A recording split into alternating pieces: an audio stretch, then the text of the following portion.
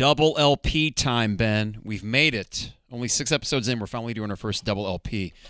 Do you, in your mind, when you think double LP, is there an album that comes to mind first? Maybe it's this. Definitely this and White Album? White Album for sure. Did your Uh, parents have a few double albums? Because I'm trying to think mine. The only one I could think of was a greatest hits. The Rolling Stones' Hot Rocks is the first double LP I can remember, but they didn't have the White Album because they weren't into the Beatles that much. Sacrilege, I know. Didn't have this. dude, one of the first that I remember personally owning was Melancholy and the Infinite Sadness, Okay. right? Yeah, Uh, I had that too. On and CD, so you had the all big I'm CD case. all I'm thinking about is like what CDs I had that were fat.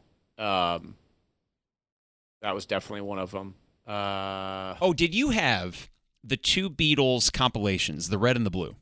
Did Okay, yeah. me too. I had both those. Christmas, man, I don't even know what Christmas that would have been when that whole anthology came out too. That was one. London Calling was a double LP. I'm It pretty is. Now, it was short enough that it could be released on one CD, but I do remember picking that up when we lived together at Bluebelks. Yep. And it's still one of my favorite albums of all time. But, Physical Graffiti, so it's Led Zeppelin 6. They are well entrenched at this time. And it kind of follows that pattern of double albums where it is purposely sprawling. I mean, there is filler on this, but I guess a question I have for you is when you're listening to a band that you enjoy and you get to filler tracks and you know it's filler, like the continuing story of Bungalow Bill, Yeah. do you grow a fondness? You know it's not great, technically, but is there something about having a band throw random shit like that out there?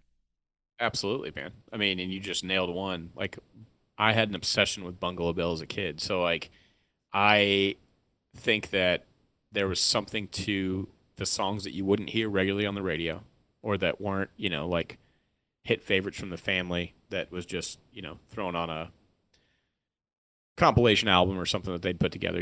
I feel like I took everything at face value. So, like, if I was listening to Bungalow Bill or Rocky Raccoon or something at my uncle's house, it was just as good, if not better, than any of the premiere single tracks that I was listening to because I was a kid and I was like, this is a fun jamming song or these are interesting stories. Um, and I think that bled over into why I enjoy listening to albums top to bottom because historically, some of my favorite tracks are ones that, weren't just regular old radio singles or, you know, regular airplay. I mean, I think you see that with most of my uh, grails in terms of Dave Matthews Band. I mean, it's, stuff that wasn't regularly just airplayed or, even fan favorites for the most part. Well, So but I think there is something about how many albums could you name? And this is hypothetical. You don't need to do this, but you can name as outright perfect 10 out of 10. And there are a handful I'm sure we could brainstorm here, but sometimes my favorite albums have a couple or three tracks where they are put on there to try something different with genre or different styles, and they are clearly not a band taking themselves too seriously. Now, in the case of Zeppelin here, this was a case of unloading old stuff because all the new stuff was more than just one album. So that makes sense, but it just so happened that maybe it's the way the track listing works out or the flow of it. It sounds cohesive. It sounds in a way that even these were all recorded at the same time, and there's kind of a grunginess to it. I don't know. To me, I would put this up there with some of my favorite double albums. I'm clearly Zeppelin biased, but at the same time, I think the key difference is the filler on this album, I think, surpasses the filler on, let's say, Houses of the Holy. I think I just enjoy it more. I agree with that. Also, this prompted me to look up some other famous double albums, and just right off the cuff, there was three that I know for a fact my dad owned that I still own to this day, and then there are two that I definitely owned like early on, and this is the first wave of buying my own CDs or having my parents get them for me for Christmas. The three my dad had, without question, were Eat a Peach, the Allman Brothers, Oh, yeah. 72, Goodbye Yellow Brick Road, Elton John, Chicago, They had a 19 few. Yeah. they had a ton. Like I almost remember how heavy almost every Chicago album that my dad has is still. Dude, the Like covers on that, or some of them were embossed. so robust, man. Yeah, my parents had a lot of those too. And then shout out to Danny Dudley here, Out of the Blue, ELO. Like that was Oh, a big double album. double album. Okay. So, but nonetheless, the two that I for sure either asked for, but I did own, probably didn't buy myself, dude. Didn't have any cash as a kid. All Eyes on Me, Tupac, and Life After Death. That was like Yeah. that double album. I could still like physically feel and see the inner jacket and everything. So I those mean, were even when we were in high school, it was a big deal when Outkast came out with Speaker Box The Love Below, because the CD age, and credit to bands and artists that were still ambitious enough to do a double LP, so to speak, when CDs could hold the equivalent of that. So Melancholy and the Infinite Sadness on vinyl, I think it's at least 3. I mean, it's huge. It's more than a 2 LP set, and the same would probably go for Outkast double album. But I always appreciated it, whether it be packaged in that really big CD jewel box that you have a bunch of and I have a bunch of, or even going back to like the Chicago album, which my parents had the same one, where I pulled it out. I didn't listen to it, but I was intrigued by what could possibly necessitate this size. much space for a band. So it must be really good, right? Yeah. And Songs in the Key of Life. Oh, sure. I mean, Yeah. whose parents didn't own that album? Mine didn't. Really? No, dude, Not my mom was Carpenters before she actually adopted the name or got married into the name Carpenter. She was Carpenters and Bee Gees. I can officially tell you that Michael Carpenter, the Carpenters, you just mentioned it. Mhm. The Carpenters, this is not the only time they'll be mentioned tonight. Interesting. Say that. I think I have an idea where that might pop up. My dad was Stones, but really greatest hits stuff. Zeppelin, and then he had some eclectic tastes like Pure Prairie League. Oh, yeah. Blood, Sweat, and Tears was big back then. He had the Chicago albums. He had some REO Speedwagon, all of that. Grand Funk, which Yeah. I don't know if they had a double LP or not, but yeah, so I just thought it was kind of fun because there is a nostalgia with picking up a double LP set, just the weight of it, the fact that it even feels more important. And when I was looking at my Zeppelin, my copy of Physical Graffiti today, and it actually has those inserts where every time that you put a different one in, the windows of that tenement building have something different inside of it. I thought, how cool would this have been back in 1975 at the peak of Zeppelin mania, or whatever you want to call it? They decide to unleash not one, but 2 albums at the same time. And I would imagine that the first listen through would have had a few immediate reactions, but like most double albums, I think this takes a little bit of time to seep in. Is that fair, or was it pretty immediate for you going back on re-listen? Pretty immediate, man, because we talked about it last week on Houses of the Holy. Like, this is when I was, excuse the terminology, but balls deep into Led Zeppelin. Like, Houses of the Holy, Physical Graffiti are two that just are chicken soup for the soul for me, because it was when I was doing my own journey back then. It wasn't like a given prophecy from like my dad or uncle or, family friends that were like, listen to this and so forth, where I have these undying memories of where I heard it for the first time and stuff. This was like, I can remember like venturing to hear Houses of the Holy and then Physical Graffiti. Don Elmore did own this, and in terms of just like the length of the album and how far they go in each direction, I remember thinking, this is covering all corners of the globe. I sort of had this thought as a kid, a younger teen, I guess, that this was like a greatest hits compilation. Okay. That's like how I took it initially, because I wasn't versed in Zeppelin. I wasn't like, oh, these aren't unreleased tracks, or they weren't at the time, like I wasn't alive in the 70s, but this was me giving it a go and assuming that because of the length of all of the first 4 albums, this was just like all their shit and you could listen to it. And then I started to journey into some of the deep cuts that were available on this album. And I think given where we will get to tonight, you'll see where those have shined over time for me. And we talk about this often, but doing a full run through of like all the albums when we get done with this and trying to rank the Spiciest Biscuit all the way down to the Dustiest Crumpet, I would be willing to bet that my Spiciest Biscuit will come from Physical Graffiti at the end of the day. We'll Oh, see. for the entire discography.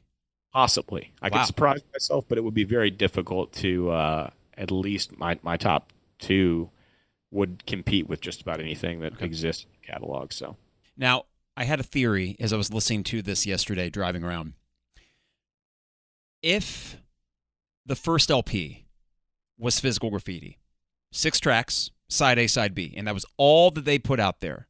So we're saying maybe later on in 1976, they released the second LP, or they retooled it and wrote a few new songs to go with the other 1974 compositions. But Custard Pie, The Rover, In My Time of Dying, Flip It Over, Houses of the Holy, Trampled Underfoot, Kashmir. Those 6.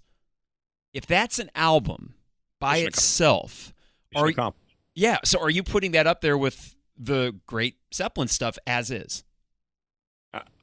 I would argue you'd have to. I mean, reverting back to something I've said every single podcast, if you're sitting in your room and those are the 6 tracks that are greeting you as you sit on your floor on a shag rug with your cans in over your ears, and that's what you're listening to with some incense burning, I mean, you're not going to be disappointed. And also the fact that they're like fully into their whole stride at this point. I don't know, man. I'd venture to say that this is one of their most artistic albums of the entire lot, just simply because they go, like I said, in every direction, hit every corner, almost of the spectrum, from each album that they've done that preceded this one. So it's cool, man. This was intense, though. I mean, it was hard to rank. 15 tracks. I'll tell you, it was easier for me to do tracks 15 through 7. I agree. Well, I'll say 13, 14, 15, I had no issues. Nope. And then, man, 6 and up were tough for me. And not really tough, just like what order do I put them in, because each of them could solely stand the test of time at number 1 by itself. So it was just one of those deals where it's like, okay, I need to fairly break it down track by track. So which of these two beat each other? Fair. So it kind of just organically left me with a few, and then I kept building up from there. So pretty fun, man. But looking forward to the discussions track by track. It feels like we're extremely familiar at this point with the way things roll. And a lot of these songs that I would assume most would deem filler. I think you'll be surprised at where a few of these stand on my long list. So. Yeah, I have a couple that I'm particularly fond of. And I was trying to not just simply go with a list that was reflective of, kind of critical discourse. Like, critics would not consider some of these tracks to be great, and yet in my mind I have a fondness for them, and I wanted to calculate that in there and make sure that I wasn't just going for what is objectively the best song. Now, when I picked my Spiciest Biscuit, I kind of went with that and best performance and all that. It occurred to me, 2 things real quick. When we do the categories, we're going to have to do side A, B, C, or D. So we're going to have to pick one of the 4 sides. That's 1. 2, when we end the Zeppelin series with Coda, which there's not really a whole lot we need to do for the track by track with Coda, but we can use that to wrap up their discography. I have a new topic based on this conversation. Favorite filler track. And we can do this for each artist when we're done with them. It's really giving credit to a song that is clearly not one of their upper echelon tunes, but we just really enjoy, or we have a fondness for. We could start tonight because I've got mine, and it's hunkered down right there at track number 6. Okay. So. Well, I'm trying to let me look at mine and see where the highest filler. For me, the highest filler is 8. If we were to call it, I'd call it filler. Okay. But I've always, and I do have a particular story with that, and we'll have those throughout. Now, what we will do for the sake of time, because we got 15 tracks, we will kind of bunch each side together and knock out side A, and then we'll do side B, side C, and side D. We'll get into the background of that, and we'll get into the critical reception.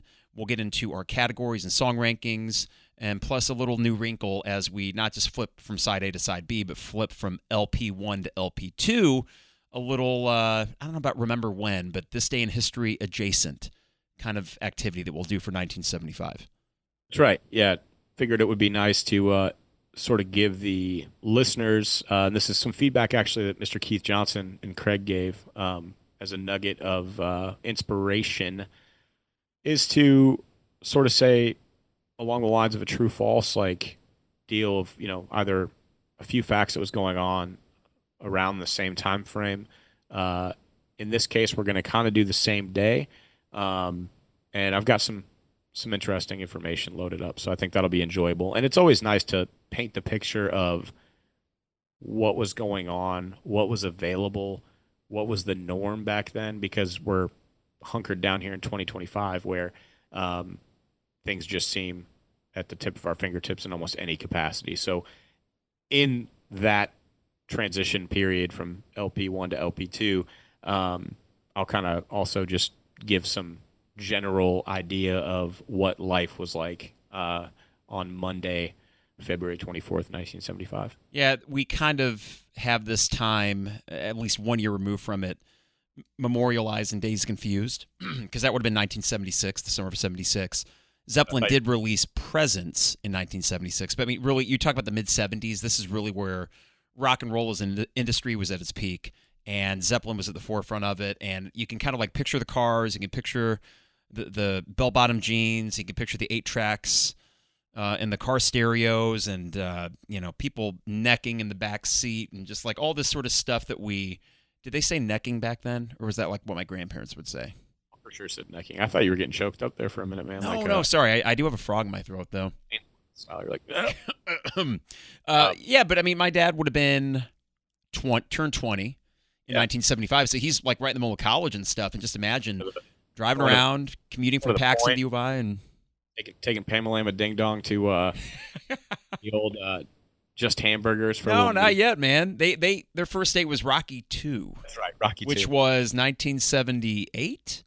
Yeah. 79. Yeah, so 75, right in the middle of a decade that I know you and I look at fondly because the music and what I would perceive to be kind of a simplicity of life. Space, man. Yeah. Space. To be able to, the thought of just getting in the car and driving for no reason. Traveling. There's this thing nowadays where people call it like, raw dogging a flight or raw dogging a road trip where you don't do anything besides just like look forward. And I think a lot of people forget that, I mean, as a kid, I had a Game Boy. I had, a Discman. I had a cassette player and stuff like that for most of my life. I was pretty much like in tandem with whatever the new tech was that came out, and I would either get it for a birthday or Christmas. I was never too far behind, but like everything, we purposely took stuff in doses back then too. I can distinctly remember having my Game Boy, but it was never like a screen time issue. It was like, okay, well, now it's dark and we're on our way to Chicago. I can't see this thing until they came out with a little screen that attached to it, and then you had lights. CDs were the same way. Like I would listen to it for a while, then I'd pop them off over my neck and I would hang out. But most of it, flights, road trips, and everything was like looking outside, looking up, listening to your parents, getting a sense of, just general life. So I just think it's funny. And then when we go back through this, I think you'll get a kick out of hearing some of what was going on during that time period as well. You mentioned REO. I thought it was interesting. I just saw on the social medias that they'd visited campus, University of Illinois, last week. And they had a big celebration with the remaining members, other than Kevin Cronin, who's the lead singer and kind of a doofus. Right. But they did it at the State Farm Center. Apparently, went off great. That was the night that you and I were at Dave in St. Louis. But yeah, they came back and had a lot of cool events for that. Nice. Did your dad ever see them when they were like in town? Hell yeah. No, him and my mom even a couple times. There was one, I think, during the High Infidelity tour, where they came back. They played at the Assembly Hall, and then afterwards played a surprise show at the Red Lion, which was like a poorly kept secret, but they were there. Yeah, yep. My dad, I think, was there too. That was always kind of the local lore back then. It was like, man, we were at that show. And I also distinctly, I think I talked about this podcasts ago, but Perry Hamilton, my old neighbor at Fair Street, telling me about seeing Edgar Winter at Brothers, like when it used to be Mabel's. Yeah. And that, just the thought, first of all, if there was a stage, I believe that it was backed up to the windows. Mm-hmm. Yep. And so you had like vantage point from upstairs. You balcony, remember, like, baby. Crow's nest that wrapped all the way around, and then downstairs. And when I heard that, I immediately thought, it's funny because I never knew that was a live music venue, but I always thought to myself when we were in there, how awesome it would be as a live music venue. Me too. God, either you're sitting at the bar turned around, or you're upstairs, or because we'd watch games there. We Yeah. watched a fight night there, I think, once, like Mhm. your sister's wedding weekend, if I'm not I think mistaken. so. Maybe even a Ronda Rousey fight or something like that. I No, can't fully what's I mean, going on. the other place was Chances Are in town, which became Chester Street later on. But Chances Are was a big rock club as well, and they had a big balcony overhanging what would have been the stage and then became the dance floor. But yeah, REO Speedwagon played there a bunch. My dad saw them multiple times, and they were the hometown boys that made it big, and now they are done. So I'll end on this before we hop right in, but we're on the subject, so this is kind of perfect in teeing it up. I steamed through Amazon Prime docu-series this past week, and it was based around the history from start to finish of the Tragically Hip. Yeah, you would mention that, and this is a Canadian rock band whose lead singer tragically died of cancer, I think, right?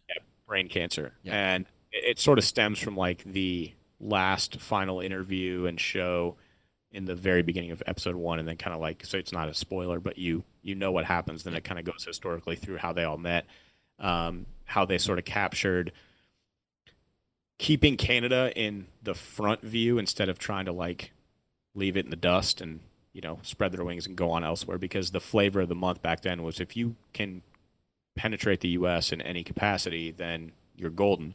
Well, they put it basically that growing up in a country where you were influenced by nothing but U.S. culture, they had like nobody they looked up to that was Canadian. It was always like the U.S. comics, the U.S. movie stars, the U.S. movies, the U.S. music. But it was a great, quick docu-series that I really enjoyed, and it sort of ties into the essence of this, because the two things that I realized was, even when we were young, man, it wasn't unheard of for us to be going out to Cowboy Monkey or anywhere downtown if we were lucky enough to actually get through the doors for like a rock show. Then we kind of became that. We were playing around town, rock clubs, and now plenty outdoor gigs. There's, you know, music everywhere, but unfortunately there aren't like clubs that are we're open our doors at 6:30. We are a rock club, like, you know, drawing revenue through live music. It just doesn't really exist anymore, and that's where they cut their teeth and sort of reverted back to. Also, they toured for a great deal of time because they've sort of been shunned off as like that one Canadian band, and people have to remind everyone that they were regularly touring the States, massive, massive clubs and bars, including the likes of Page and Plant, and they did a ton of dates with Page and Plant, and had a pretty close relationship with them. So again, we've talked about it, but the parallels between any documentary or docuseries that you watch, without fail, you're going through it and you realize that people have crossed paths that you would have never thought crossed paths, and it was norm, because they're a ton of musicians, man, but they're just aren't at the same time. It's like a fraternity. So it was just it was enjoyable, and I think for anybody that just enjoys the story and lore of any band or any live music, you know, bootstraps. We decided to do this as a career, and we got lucky and made it all the way through. It's a feel-good story, and you know, Gord is kind of a one Legend. and never heard or and then to see, you know, somebody like Justin Trudeau kind of tear up as he's given like what would be a State of the Union here, like whenever he passed and stuff. There's just a lot of takeaways from it that I think are, you know, you'd enjoy even if you don't know or like the band.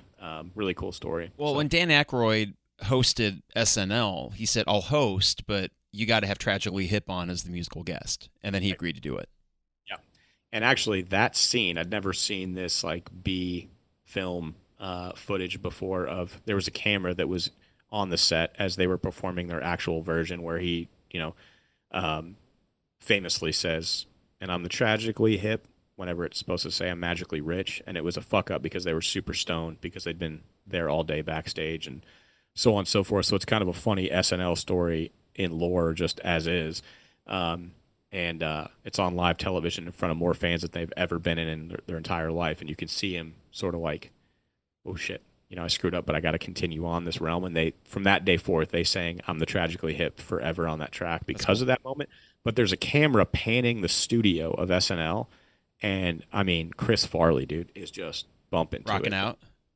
everybody. So it's literally SNL on its prime, Yeah, and there's just a camera while they're playing of all these people that are like just totally into the hit, and it's a cool moment. So that's cool. I'll check that out. You said Amazon? yeah, Cool. Amazon Prime, you'll like it. All right, it is. Let's launch into it, man. We got a double album to talk about. Welcome to Drop the Needleheads with Schmiggy, that's me, and Yahtzee. That's me. Hey, where the records spin, the bourbon flows, and in this series, the breakdowns are deeper than John Bonham's bass drum. This series is called The Pod Remains the Cast. We are past the halfway point. We are at album number 6, and a pretty significant one at that. Physical Graffiti, a double album from 1975. Ben, should we get into the recording, production, all that stuff for this album?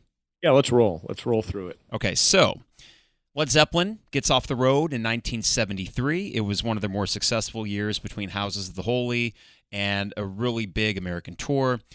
The American tour, which was recorded at the end of it for The Song Remains the Same, it ended in not so great fashion. They had a bunch of money stolen from their hotel room, and there was some fatigue setting in. So they did meet together at the end of 1973 in November, and it was Jimmy and John Bonham, a little bit of Robert, Seeds of Kashmir, but not much else. Now, do you know what was going on with John Paul Jones during this time, Ben? Did you happen to read about that? No, I didn't. Okay, so the press reported him as ill as to why he wasn't at these sessions, but that's not true. John Paul Jones, in November of 1973, was considering leaving Led Zeppelin. Did you have any idea about this? I did not know. Okay. This is Yeah. Love this. Yeah, it was fatigue. It was the touring. It was the fact that right when they were done with their tour, they took like a month and then, okay, let's get back to the studio. So their first 5 years were relentless. And Peter Grant told them, hey, listen, take the rest of 1973 off. We'll wait until 1974 to get back together, rest, recuperate. John Paul Jones did. The threat, not threat, but the possibility of him quitting was kind of squashed right there. But he was considering it and was actually considering becoming, I think, the choir master at Westminster Abbey. I don't even think that's bullshit. I think that was actually what he was considering doing, and he could have done it. God, that's like on a much lesser scale. A good old Butch Taylor just deciding to go back and teach at UVA. It's like, imagine just sitting down for class and you're like, holy shit, it's John Paul Jones. Piano. No, exactly. Yeah, imagine it's John Paul freaking Jones. And no, he's back with the band. So they meet January 1974 at their familiar stomping grounds, Headley Grange. There was not a bad Led Zeppelin album made at Headley Grange. That's kind of an understatement. Here are the 8 tracks they recorded in those 2 months. Custard Pie, In My Time of Dying, Trampled Underfoot, Kashmir, In the Light, 10 Years Gone, Wanton Song, Sick Again. Now imagine, Ben, if those 8 songs fit onto one LP. I gave you the LP1 test, those 6 tracks, but imagine if just these 8 fit onto a record. Is that potentially Zeppelin's best? Up there, right? Yeah, I mean, I still think Physical Graffiti would give a run to 4. Any of their money just because of the sheer track listing and what they accomplished in the album's entirety. And I'm a huge proponent of just knowing that none of this would exist without, 1 through House of the Holy. So it's really tough to say what would be the best. And that argument is a slippery slope, man, because that's when it gets into just complete personal preference of, what your favorite press play album is of all time. And I don't necessarily know if I could even dial that one down, but that would definitely be tough at that point because those 8 tracks are, really good. Really, but here's the thing. In My Time of Dying, 11 minutes. Trampled Underfoot, 5.5. Kashmir, 8.5. In the Light, 8.5. 10 Years Gone, 6.5. It was about 3 sides of a record, and they didn't want to trash any of those. Now, about these 8 songs, John Bonham was at his most active. A lot of songwriting credits on this album, the most so far. Now, because they had this extra length, it was just a question of how to fill it, and through their first 5 albums, they had stuff in the cupboard. Not from their first 2, really, but beginning with Led Zeppelin 3, they were able to pull out Bron-Yr-Aur, not the stomp, but just the little 2-minute acoustic solo by Jimmy. From Led Zeppelin 4 sessions, they were able to pull out Down by the Seaside, Night Flight, Boogie with Stu. And then from Houses of the Holy, the Rover, we'll get to that, Houses of the Holy, Black Country Woman. And there you go. 4 sides. Let's see the additional overdubs final mix in July 1974 with Keith Harwood at Olympic Studios. So with this, Led Zeppelin was going back to the places that they were familiar with. I think that familiarity probably made this a really easy and enjoyable session. And there was one other thing too, Ben, that's kind of become part of Zeppelin lore. An epic song that Jimmy was writing called Swan Song, which is also the name of the record label.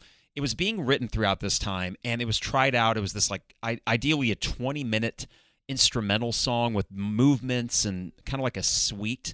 It was never completed by Zeppelin, but you can go to YouTube and you can listen to demos of this. It's not as epic as you might think, and it was ultimately released solo by Jimmy with his band The Firm as Midnight Moonlight in 1988. But that's where you got this collection of 15 songs, 8 of them in 1974 and the other 7 from before. A question, because the John Paul Jones, considering leaving the group was news to me. I was shocked when I went back and realized, like I said, my perspective on what physical graffiti was as a kid versus what it actually is. And you're going from 8 tracks on, all preceding albums to 15. Do you think there was a essence of like, we have to throw all this in? Like, there's not going to be a 6th? Because for some of the tracks that they then recycled from Bron-Yr-Aur and Down by the Seaside, Night Flight, Boogie with Stu, where they're adding these things into this album, just comes off maybe as like, we have to, if that makes any sense. I don't think there was any idea that this was it or this was a final thing. I think it was simply out of necessity. They had 8 tracks they really loved, and they didn't want to scratch any of those. And they looked at their vault and said, okay, well, we might not love all these songs, but let's see if we can jigger with them in the track list and make them fit. And you bring up Swan Song, which is, obviously like different way of saying like this is it. Well, so. No, you're right. That's exactly what a swan song is. And one more thing here too, with the songs that were from previous sessions. So Bron-Yr-Aur, Down by the Seaside, Night Flight, Boogie with Stu, Rover, Houses of the Holy, Black Country Woman. Other than the Rover a couple of times, these tracks were not played live. I don't think ever. So I think that gives you an indication as to what they really thought about them. They themselves viewed it as, well, they weren't good enough for the original albums. We got to fill space. Now, the cool thing is that when the band talks about it in hindsight, they love this album. So I do think that in the grand tradition of double LPs that have not everything's a masterpiece, and that's okay, that they were just really happy to get the new stuff out, and probably, I think, pleasantly surprised with how well the old stuff fit in within that. Yeah, I know how I feel every time I listen to an album that takes a little bit of stamina to get through, and you feel accomplished and good when you're done with it, versus, man, dude, like you can blaze through Houses of the Holy, and it almost ends just as quickly as it starts, where you're left kind of feeling like, what do I do now? Yep. Imagine you're like, hey, babe, I'm going to head to the basement, pour a stout bourbon, maybe light a cigar, and listen to Houses of the Holy, and you're back upstairs in like 35 minutes. Yeah. Happened. You're like, well, that wasn't as, intimate of a alone time as I thought it was going to be. But for physical graffiti, man, you could have a hell of a time just hanging out, and then by the time you're done with it, you're probably not going to start over. And I think a lot of that has the essence of probably what the band felt too. They're like, we kind of just threw together an epic, and even though it's got some of the tracks that we let sort of sit at the wayside throughout the years, there is something about having a healthy amount of quote-unquote filler available. Not only because some of them become beloved songs, others is just the fact that it's stamina based. And to be a fan too, man, think about it. You get accustomed to those tracks that you just named, and you and I chase songs like it's our job. It doesn't matter what band it is, most namely, obviously, Dave Matthews Band. Sure. But imagine getting acclimated and feeling great about those songs and just biting at the bit to finally hear one of them live, and you're chasing the band and you're lucky enough to be touring along with them back then, and you'd never get those. I mean, to me, that's kind of what it's all about. Like, so What I was thinking about too is imagine you're a Led Zeppelin fan back then. There is no set list FM.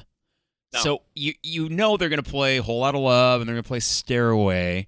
Do you think anyone was in the parking lot of the LA Forum like, God damn, I hope they play Boogie with Stu? You never know. There might have been. To even be able to talk about that back then, you had to have some musical chops. There wasn't like a, DMB almanac or a Zeppelin almanac back in 1973. You weren't able to just like dig into what the track listing was. So you're literally probably following actual documented like line notebook paper of people that have written down what the set lists were from show to show, potentially sitting around the trunk of a car, drinking some beer, talking about what might be played based on what they've got noted. But what a peculiar thought, because it's not as easy as it is now to be like, what'd they play last night? Let's check it out. Maybe when I saw Page and Plant, it was the same thing where we walked out and I remember thinking they didn't play Stairway. I didn't know that Robert didn't play Stairway for a while, so it was like, well, that's confusing. And not to say it was like left a sour taste in our mouth, because it was a great show when I saw Jimmy Page and Robert Plant, but I was puzzled. And now I'm not one that ever strays from looking at a set list. I'm okay knowing what I'm going to see. I'm still going to enjoy the concert. In some ways, I'd like to kind of set expectations for, hey, don't get your hopes up for this or don't get your hopes up for that. But yeah, it just occurred to me that back then you're just pulling into whatever parking lot or whatever sports arena, and you don't know what Zeppelin's going to play. Now, they had a reputation for playing 3 hours, so you knew you were going to get a long show, and you probably knew that Jimmy was going to do that violin thing with Dazed and Confused. Yep. But other than a few little bits and pieces, you were going in blind. Well, and you know how I am nowadays. I mean, launching into Oasis in August, like the majority of you guys are going to be looking at the set list the day that they play their first show across the pond. Are you going to avoid that? 100%, just like I did with Rage Against the Machine. For me, it's not even a like safety thing. I'm not anticipating that anything would be ruined if I did see it, and it's going to be difficult to look away. Like on X or anything, it's going to be plastered right in my face. I'm going to at least see a couple tracks. Those are expected, though. What I don't want to have happen is for me to anticipate every moment of the show, and that happened a lot with like the Stones back when you and I were going often. You're like, you want to go to the Stones? It was just too simple to look up the set list and be like, I do. There's nothing like seeing them live and seeing them a lot live. But if you know exactly what to anticipate, what to do when to take a pee break, when to go get a new drink, I sort of want to be, taken off guard. That's why Rage Against the Machine for me was like one of the greatest of all time when we were at the United Center for multiple reasons, obviously, and seeing Zach, go down and still perform. So you didn't know Bomb Track was going to open? No idea. And you, wow. Not at all. Nor did I know when Bulls on Parade was coming, except for the way that you built it up in like the silence of the transition. I looked at you guys like, oh shit.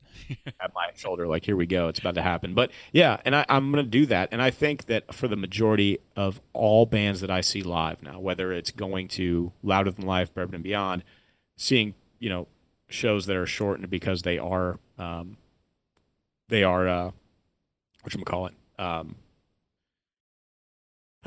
it's been a long day, like festival man. shows? Yeah, festival shows. There you go. Thank you so much. Man. But you actually, I'm on summer break, so my mind is just fresh as a daisy. Our car was broken into earlier in the week. Got a flat tire, so it's been one. But you did get your sunglasses back. I did get my sunglasses back. Shout out Dwight. God. How we doing? So nonetheless, cool thing about it is festivals, even shows that are non-Dave Matthews, I will not look at, setlist.com or going to see if they're playing the same show over and over again. Kent and I were supposed to go Saturday to Evansville and see Jason Isbell. If I would look at that set list, it's the exact same. He's not going to alter a whole lot. He might throw a cover in or something, but he's not going to alter the set list. And for me, it's like, I love the thought of flying blind and rolling in and like being caught off guard and surprised. I also don't want to get my hopes up for, something like you experienced where it's like, you didn't get Stairway. Well, if you would have looked and realized there was no Stairway, it may have soured like the experience in the moment. Instead, you were kind of hanging on a thread, and then it didn't happen. But you're like, well, I mean, it is what it is. Mm-hmm. But yeah, it's a game of expectations. I think back then, Led Zeppelin was gonna. I think the excitement of seeing a band like that, the closest I could probably put to that is when I saw Paul McCartney finally. It was just the sheer act of him walking on stage, where I got choked up, and I'm like, Jesus Christ. I mean, like, are you shitting me? That's him. I was a football field length away from him. So if I'm back in the mid-'70s and I see Robert Plant and Jimmy Page strutting on the stage, they can do whatever. I'm at a Zeppelin show, and that's enough, right?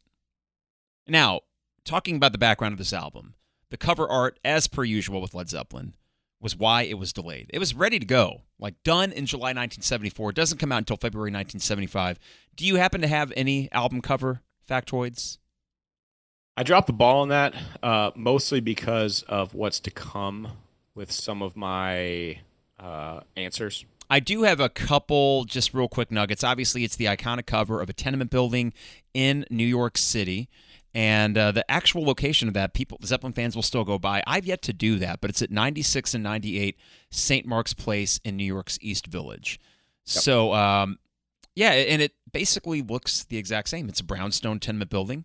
And that's kind of a happy place. I do know that they removed some of the floors I guess you wouldn't call it Photoshop back then, but yes, correct.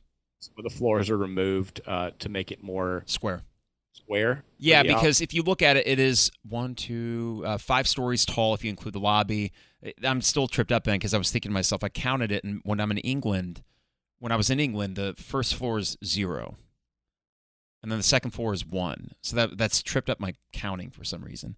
But anyways, it's this tenement building. It is there. They did tweak it for the actual album cover photograph. And then they came up with this idea of inserts where whatever you put, that was what you saw through the windows of these things. So in typical Zeppelin fashion, much like Led Zeppelin 3 with the wheel, they wanted to go big, they wanted to go elaborate, and that just cost them a few months' time. And then it got released midway through a winter tour of 1975. So that means the first month and a half of that tour, they're playing Kashmir. And the people in the crowd are like, what the hell is this? Yeah.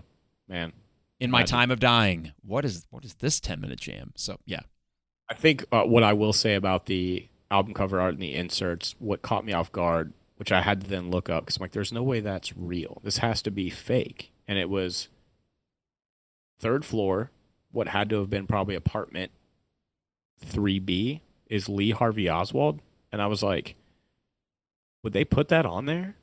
And sure enough, it is. It is. It is Lee Harvey Oswald. I think there's a few other random celebrities in there. Here's a fun fact.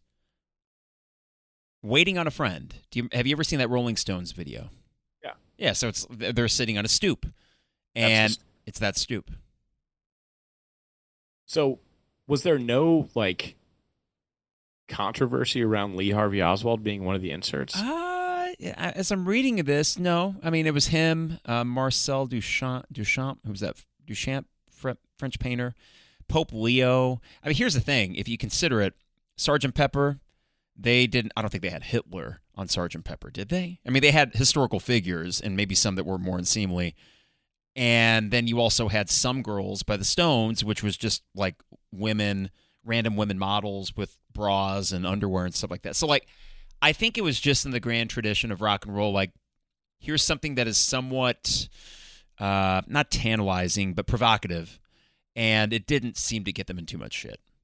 Sure.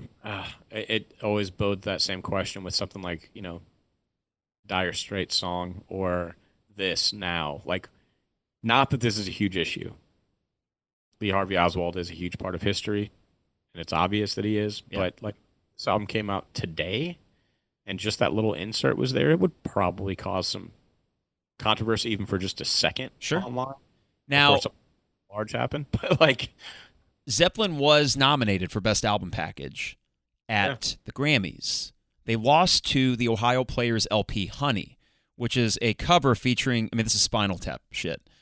A naked woman, a greased up naked woman, not on all fours, Ben, but with a big spoon, and she's holding a jug of honey, and the honey is going into her mouth. That won Best Album Packaging over Physical Graffiti, over One of These Nights by the Eagles. I need to see that cover. That's a cool cover. That's got the, like... Yeah, it's white with the... Yeah, it's a cool cover. Yeah, that's a cool cover. Wish You Were Here by Pink Floyd, which, as much as I like Physical Graffiti as a cover, I think that might be the one. Wish You Were Here is incredible. As an album, but also an album cover. So, yeah, a greased up naked woman. Ohio Players album cover is intense. But But dude, look at all their album covers. they are all intense, but the colorization of that album cover is amazing. I mean, like the way that they get the honey and I guess the it maybe was worthy of a Grammy. Bunch of visuals. horn I mean, dogs. I got to be honest. That's way better than Physical Graffiti's cover all day. Do you actually think so? I do think so. Yeah.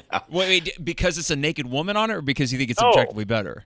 Oh man, are you looking at it right now too? I'm looking at the cover for Fire, and that's even hotter.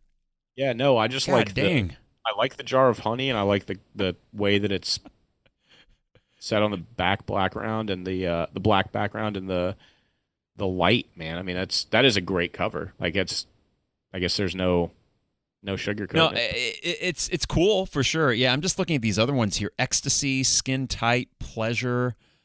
Let's see. I really like the one for Fire for the Ohio Players. Good God. The back of honey is even more provocative. Is it her bum? It's her legs and her hand, and it's all covered in honey, and then the whole band is in like a little snippet, and they're looking at her, smiling and laughing and pointing. All right, turning safe search off. Give me a second here. Wow. Good God. That's something. Okay, well maybe it was worthy of best album packaging. Man, imagine being a red-blooded adolescent boy back in 1975. You're at the record shop and you see Ohio Players Honey. That might be worth a $4.99. Perhaps. Might give you some mileage. All right. Is it time to dig into the tracks? Yeah, let's roll, man. All right. So, sorry. Go ahead. First three. Side A, Bing Bang Boop. Bing Bang Boop. All right. Side A of Physical Graffiti consists of 3 tracks, 2 of which were recorded in 1974, and one of which was a leftover from the houses of the Holy Sessions. Now, we'll do each one individually, but probably give a little bit less laser focus to each one because we have 15 to get through. Custard Pie is an opener. I will say that the mixing for me, Ben, is not perfect because there's not quite enough bass for my liking, but it still has a good punch to it. It's got a good riff. I'm a little bit partial to the Jimmy Page and Black Crowes version of Custard Pie, which, I mean, it's note for note pretty much, but it just has bigger sound to it. But as an album opener, while it is not Zeppelin's best rocker, it is, I think around like minute 2 of 4, that riff has sucked me in. It's not immediate in the way that maybe Whole Lotta Love or Black Dog was, or Immigrant Song. But that groove, and I think Bonham's kind of the underrated guy here throughout this whole thing, it eventually becomes kind of hypnotic, and then by the end of it, I'm happy that I stuck it out. I do really enjoy Custard Pie. I'm the same way, and actually the last track that I listened to today when I was driving the kids home from daycare and picking up tacos and things of that nature was the Custard Pie Black Crowes version. So I agree with you, and what's not lacking in that track is bass. So it's a little underwhelming. I always think to myself, like, if the Rover would have kicked side A off and Custard Pie right behind it, it's not that big of a difference, but may have done a little bit of justice to the way that I felt about the kickoff to the album. But there is something about Custard Pie that also works in the placement that it's in, so I don't mind it. And it's leaves me wondering, as usual, what's coming next. In that way, it is an effective opener. Now, it's not, and Zeppelin has a track record of great openers. Some of their best songs are openers. This is not one of those. But I remember getting this double CD set, and this was maybe the 5th or 6th Zeppelin album that I got. I knew Kashmir from classic rock radio, but if you really think about it, there's not a lot of songs on Physical Graffiti that got played other than Kashmir. They got played a ton to the extent of Immigrant Song, Black Dog, Heartbreaker on WGKC, right? They just weren't. So a lot of this is brand new to me. I listened to Custard Pie, and the first thing that comes to my mind, what's going on with Robert's voice? Now, what had happened is in 1973, he got vocal surgery, and that fundamentally changed the tone of his voice. And you hear him trying to do 1970 Robert Plant things, and it does sound strained. It's not a great vocal, and I remember it kind of disarming me, but did you notice that, for one? And two, did you get used to that as the album went on? Yeah, number one, I didn't really notice it. I noticed there was a difference. I thought it was just an essence of the growth and direction of the band with this particular album. Not that it was something askew with his voice. Obviously, you know me, I didn't look that deep into it either. So didn't catch it, and it really didn't catch me off guard either in terms of the overall value of the album from him. I thought it was pretty spot on for what was expected for what the tracks are. What I did find interesting, just like Custard Pie and what you just explained, is there's very few tracks, albeit probably Kashmir, on this album, and then maybe a handful of the filler albums that we would bet are at the bottom of our lists towards the Dustiest Crumpets. Yeah. You need to stick out. So there are very few songs on this album that if you go to change the song after a minute or 2 minutes, you are probably failing to hear some of the better parts of what's to come in these songs, which to me is refreshing. And Custard Pie is maybe the perfect example of that, which may be why they place it at track number 1. When Black Dog hits, you know what you're getting, right? It's immediate. And you get it, and you continue to get it. But with Custard Pie, you sort of lean into it, and then you get what is there. We'll get to it shortly, but even in the light or in my time of dying, all these things take some time, some patience. Now, this song in particular, the clavinet from John Paul Jones, great. You know, when you listen to the stereo spread of it, you got him on one side, you got Jimmy on the other. Plays really well off one another. They overdubbed. I don't know if they overdubbed the bass guitar or the clavinet. I would assume live he did bass. Add the clavinet, it helps. John Bonham, great. And even with Robert Plant's voice, I know it's a little bit different, but I think it serves the album. I don't know if it's because the cover's brown, and I'm thinking something dirty and dingy and gritty, but it does have a rougher timbre to it that I actually think works for Physical Graffiti, though oddly enough, as we get into some other of these 1974 songs, when he's singing in a lower register, it's barely any difference from old Robert Plant. And I think some of his best vocals on this album are when he's not going super high. He's kind of crooning, and that'll come especially on the second LP. Yeah, I enjoy it. And also, you know me, I think I've told you this before in the past, but gun to the head, one of the best band names of all time, in my opinion, is Humble Pie. I don't know, it's always just been like, God, that's what a name and what a time frame for them to be around. But there's something that adds itself to me from the perspective of what this song would be, just calling it Custard Pie, that you're intrigued of what it is and ready to kind of dive in. So, and then we move on to the Rover. Now, this one is a leftover from Houses of the Holy, 1972. It's kind of funny because it doesn't necessarily sonically sound like a Houses of the Holy song. I don't think it would have fit on that album, so I get why they didn't include it, because it's not bright and it's not happy. Well, I don't know if we just join hands. The lyrics are kind of happy, but it's a grungy sounding song that to date, there's no other Zeppelin song I can point to and say, oh, so the Rover is kind of like that other one. I think that's, I mean, I don't want to say it's a precursor to grunge, but I don't know. I mean, it's got a like 90s, early 90s rock thing that I could have heard Pearl Jam doing something like this. You're onto something here, because this whole album sort of comes off in a weird way like early grunge in hindsight. Not in the moment probably, but in hindsight looking back, I mean, Graffiti, the New York, East Village, it's all sort of encompassed in what would then probably become grunge, not the Seattle scene, of course, but definitely the New York scene of it. And the Rover bows to that. That's exactly the takeaway that I had from it as well, which was refreshing to me. Again, it's hard. It was so hard to rate these tracks in numerical order, but the Rover, time and time again,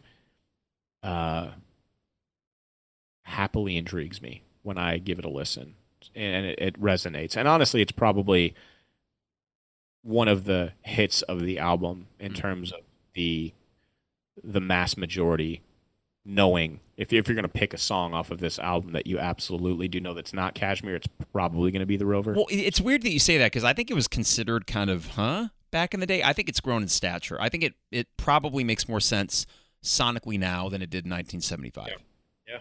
Yeah, and it might have something to do with what you described. So yeah, and I wonder if 90s rock is kind of, that's just the through line that I get with this. Oddly enough, the Rover was written in 1970 as part of Led Zeppelin 3 as an acoustic number, but they didn't actually record it. They reworked it in 1972 as an electric number. Like I said, though, it didn't fit on Houses of the Holy, so I get why they didn't include it. And then Page added some guitar overdubs, which I would assume included the guitar solo. I got to give props to a former bass player of Decadence, Alan Beebe, who turned me on to the Rover in a way that I had not really done myself. He said Jimmy Page's best guitar solo is on the Rover. And I was like, okay, that's interesting. And I went back and listened to it. He told me this before a gig or something. The next day, it's like a summer day, and I put on Physical Graffiti, and I'm like, all right, focus on the guitar solo.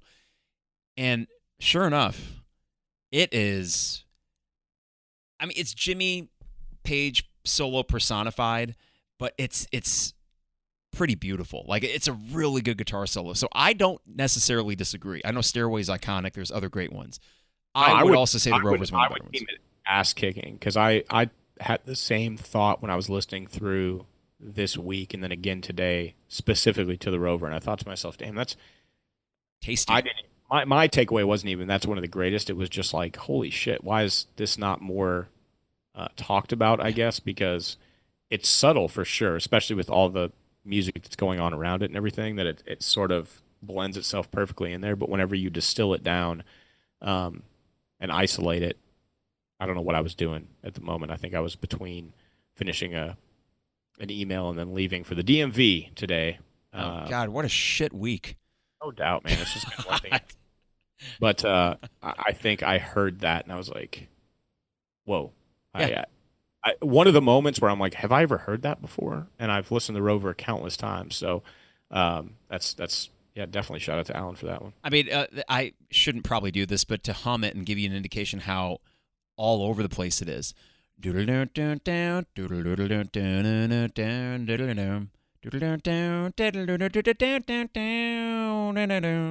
Like he's up and down the neck, but the cool thing is those little fills like very melodic, very cool. But what I also like is right before that is the boom boom bow bow down bow bow down. You hear me rocking, baby, but it's like the bridge, should we call it, before the solo. Cool song. It's really grown on me over the years. It didn't hit me immediately when I was younger, but I think over the last 10 years, and probably start with Alan's comment, this is vaulted way up there for me. Not just on this album. Now, speaking of songs that are held in high regard, In My Time of Dying. This one was based off of a traditional song that Bob Dylan actually did record for his debut album in 1962. Ben, if I told you that this track was recorded live, I mean, you'd believe it, right? Yeah, for sure. And it makes sense because it does sound live, but it's sort of like I find myself maybe 5 or 6 minutes into this thinking, this is one hell of a take. So imagine you're in a band, right? I mean, well, you've been in bands. We've been in bands. And we're recording an 11-minute song, and you're like, God, I really want to get this right because if I mess it up in minute 8, we got to go back and do the whole thing again. So the fact that they did this and that at the end of it, Bonham is so inclined to shout, that's got to be the one, hasn't it? Yeah. He felt it. But even as a listener, where Jesus got to make it my dying, cough, and that's how they end this epic song. But I think what it does for me, Ben, is it puts me in that studio with them, and I've always loved it for that. I love listening to this song because I'm like, okay, I could just visualize the 4 guys doing this right in front of me in a way that I can't with a lot of Zeppelin songs that are more studio creations. Absolutely. And you know me, I love an epic, so this is an easy one just to early on become immersed in. It's a journey. It takes some stamina, not only from the band, but from the listener. It's an enjoyable stamina, though. It's not like it's tough. But it grows on you in so many different ways as time goes on, and with each listen, that it's almost like a good novel, that one that you revisit portions of, as you get older and things like that. So not a whole lot I can say about it because it's up there with my favorites of Zeppelin, in the entire catalog, and I can never put my finger on why. It's just it just is what it is. Yeah, I will add one more thing about this. Bonham was the one who structured this song. Wow. Now, oddly, he came up with a start and stop kind of thing to it. Jimmy's slide guitar's all over it. John Paul Jones is himself, which is to say reliable and awesome. But John Bonham, this is one of my favorite things to drum along with. It's not impossible to drum along with, but there's stamina for sure that's required. And they played this live in 1975, maybe in 1977. I know Robert had conflicted feelings about it after a really bad car accident. But as we wrap up side one, Ben, I was thinking when we do, we can think of one word that we would describe for each side. To me, side A is gritty. I would say grungy, but it's not grungy in the way that like 90s rock is, other than maybe the Rover. But to me, this is a really this is the gritty side of Physical Graffiti. Yeah, I would agree with that. Now, side B, if we were to move on to this here, let me just make sure I got this right. Yeah. All right, side B begins with not a song named Physical Graffiti, because there is no title track, Physical Graffiti. It begins with Houses of the Holy, which was something that led to a lot of confusion back in the day where people thought, whoa, I already bought Houses of the Holy. What is this? And then you listen to it, Ben, and was the first thought that you had, how do you leave this riff off of the album of the same name? How do you do that? Because it's just... Even growing up, this is probably yet another essence to why I thought this was more of a greatest hits compilation, because you see that and you're like, well, this isn't from this album. You know? I wasn't as astute as you at a young age to, like, you know, deep dive into each album and figure out where these tracks originated from. But that caught me off guard, and then now knowing that it has not preceded this one is also just puzzling, and let alone what the actual music is, would have fit itself perfectly on Houses of the Holy. And to be perfectly honest, like, doesn't necessarily even need to hold the name. Could have been named anything, but yeah, the riff is, I mean, it would have just, and there was a few questionable tracks that we discussed on Houses of the Holy where this may have been a welcomed addition. So, but I do understand this. And I'm going to ask you this. I'm going to give you a trade-off here. You're going to select A or B. But the reason they didn't include it is because it was similar to Dancing Days. So you and I would both probably look at that track listing and say, okay, take out the crunge. You know, it's fun, but it's not maybe worthy of inclusion at that moment. Put Houses of the Holy on Houses of the Holy to inside A maybe. But imagine if you're listening to it, Ben, and it goes from Houses of the Holy, okay, flip it over.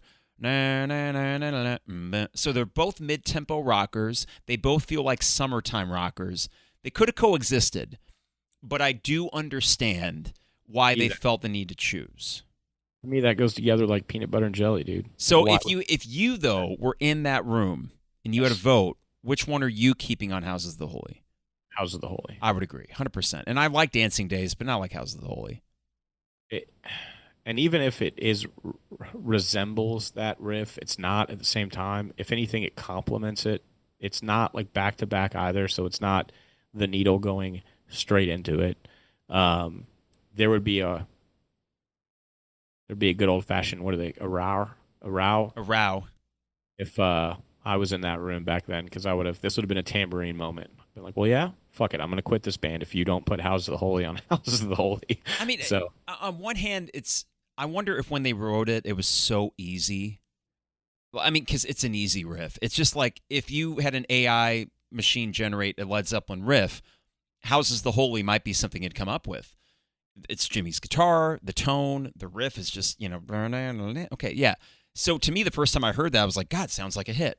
But I wonder if they didn't get cold feet because it probably just came together in like 5 minutes. And they're thinking, well, wait a second, it shouldn't have been that easy? Does that mean it's that good or not? I will say, though, I like Robert's lower register throughout most of the track. And then when he does kick it into high gear late in the song, it adds this extra kind of punch to it. So I've always liked this. This is an earworm of a song, and it's clearly they thought high enough of it to open a side on this album that they really loved. For sure. And without this kind of rapport, we wouldn't necessarily be doing what we're doing or enjoy what we're doing here. But I think there is also an essence of how the band perceived it and how much they liked it versus disliked it at the time that it came out or that they wrote it. Like you said, it might have been easy. Um, they may not in the moment have realized, I'm going to call it the brilliance, but maybe they've never even looked at it that way. Maybe it was just yet another track that they wrote, and it just so happened to be the one that they titled to match the album, and it wasn't as deep as we're taking it, but we always, I'll revert back to Dave Matthews isms, is that a lot of times he'll look at the crowd when he gets a less than favorable as he starts into something, and it's not Last Stop or any of the number of songs that the crowd actually wants to hear right now, and he'll smile, do his little jig, and he'll come back to the microphone and say, "We'll play what we like to play," something along those lines. And it's like, Sucker. maybe this was just an essence of, hey, we're going to do what we want to do because we can. And at the time, the crunge was something we were throwing on an album, and it wasn't Houses of the Holy. Yeah. So I think so. I think they felt emboldened, and why wouldn't they? They're Led Zeppelin to say, nah, we want to do this one for this. Fine.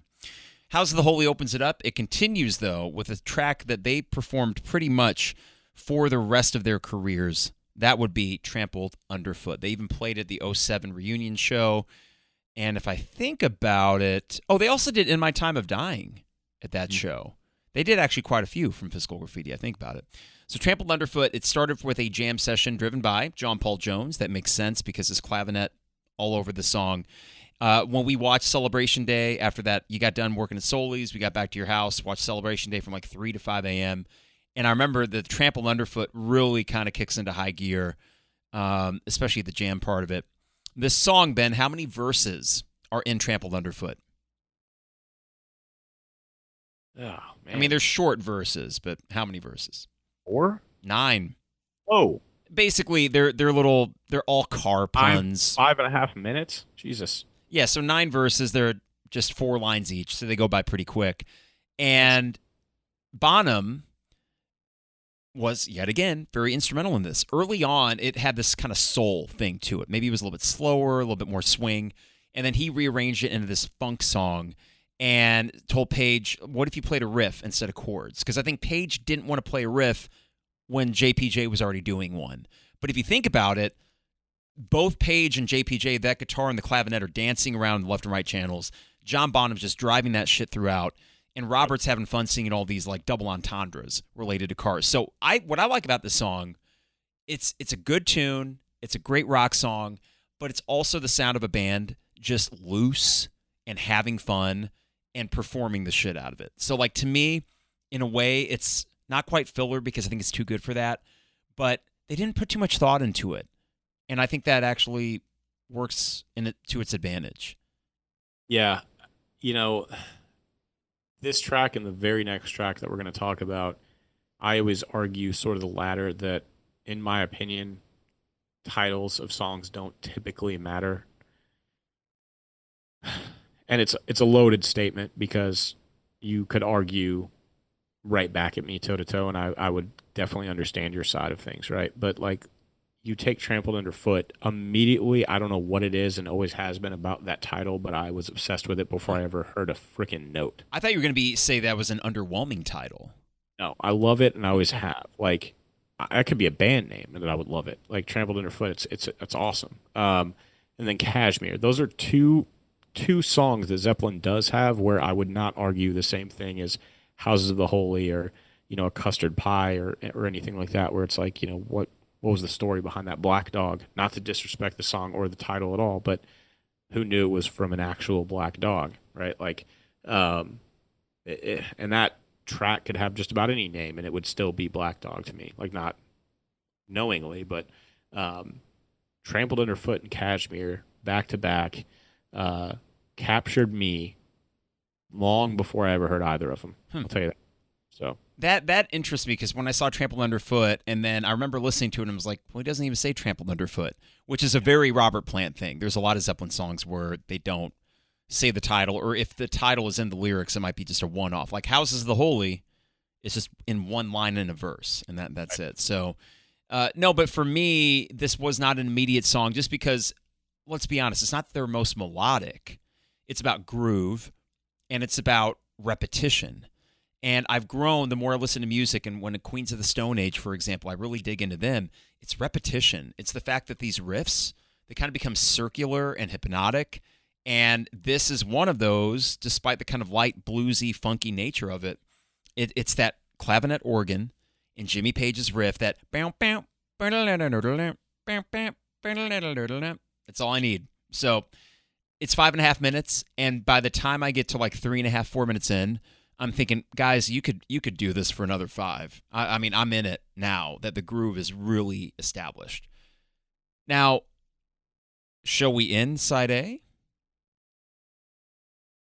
Should we get to the big kahuna?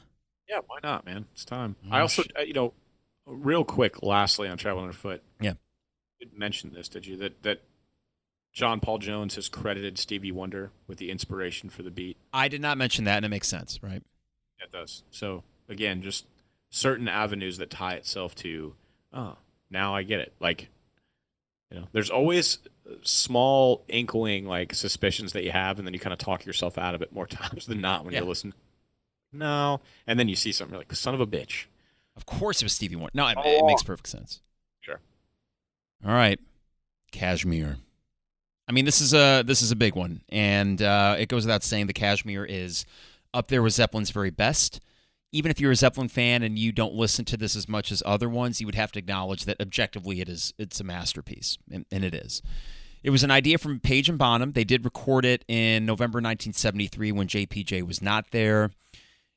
Robert Plant wrote these lyrics while on holiday in Morocco. Now, this is so bad of me, Ben. I suck at geography.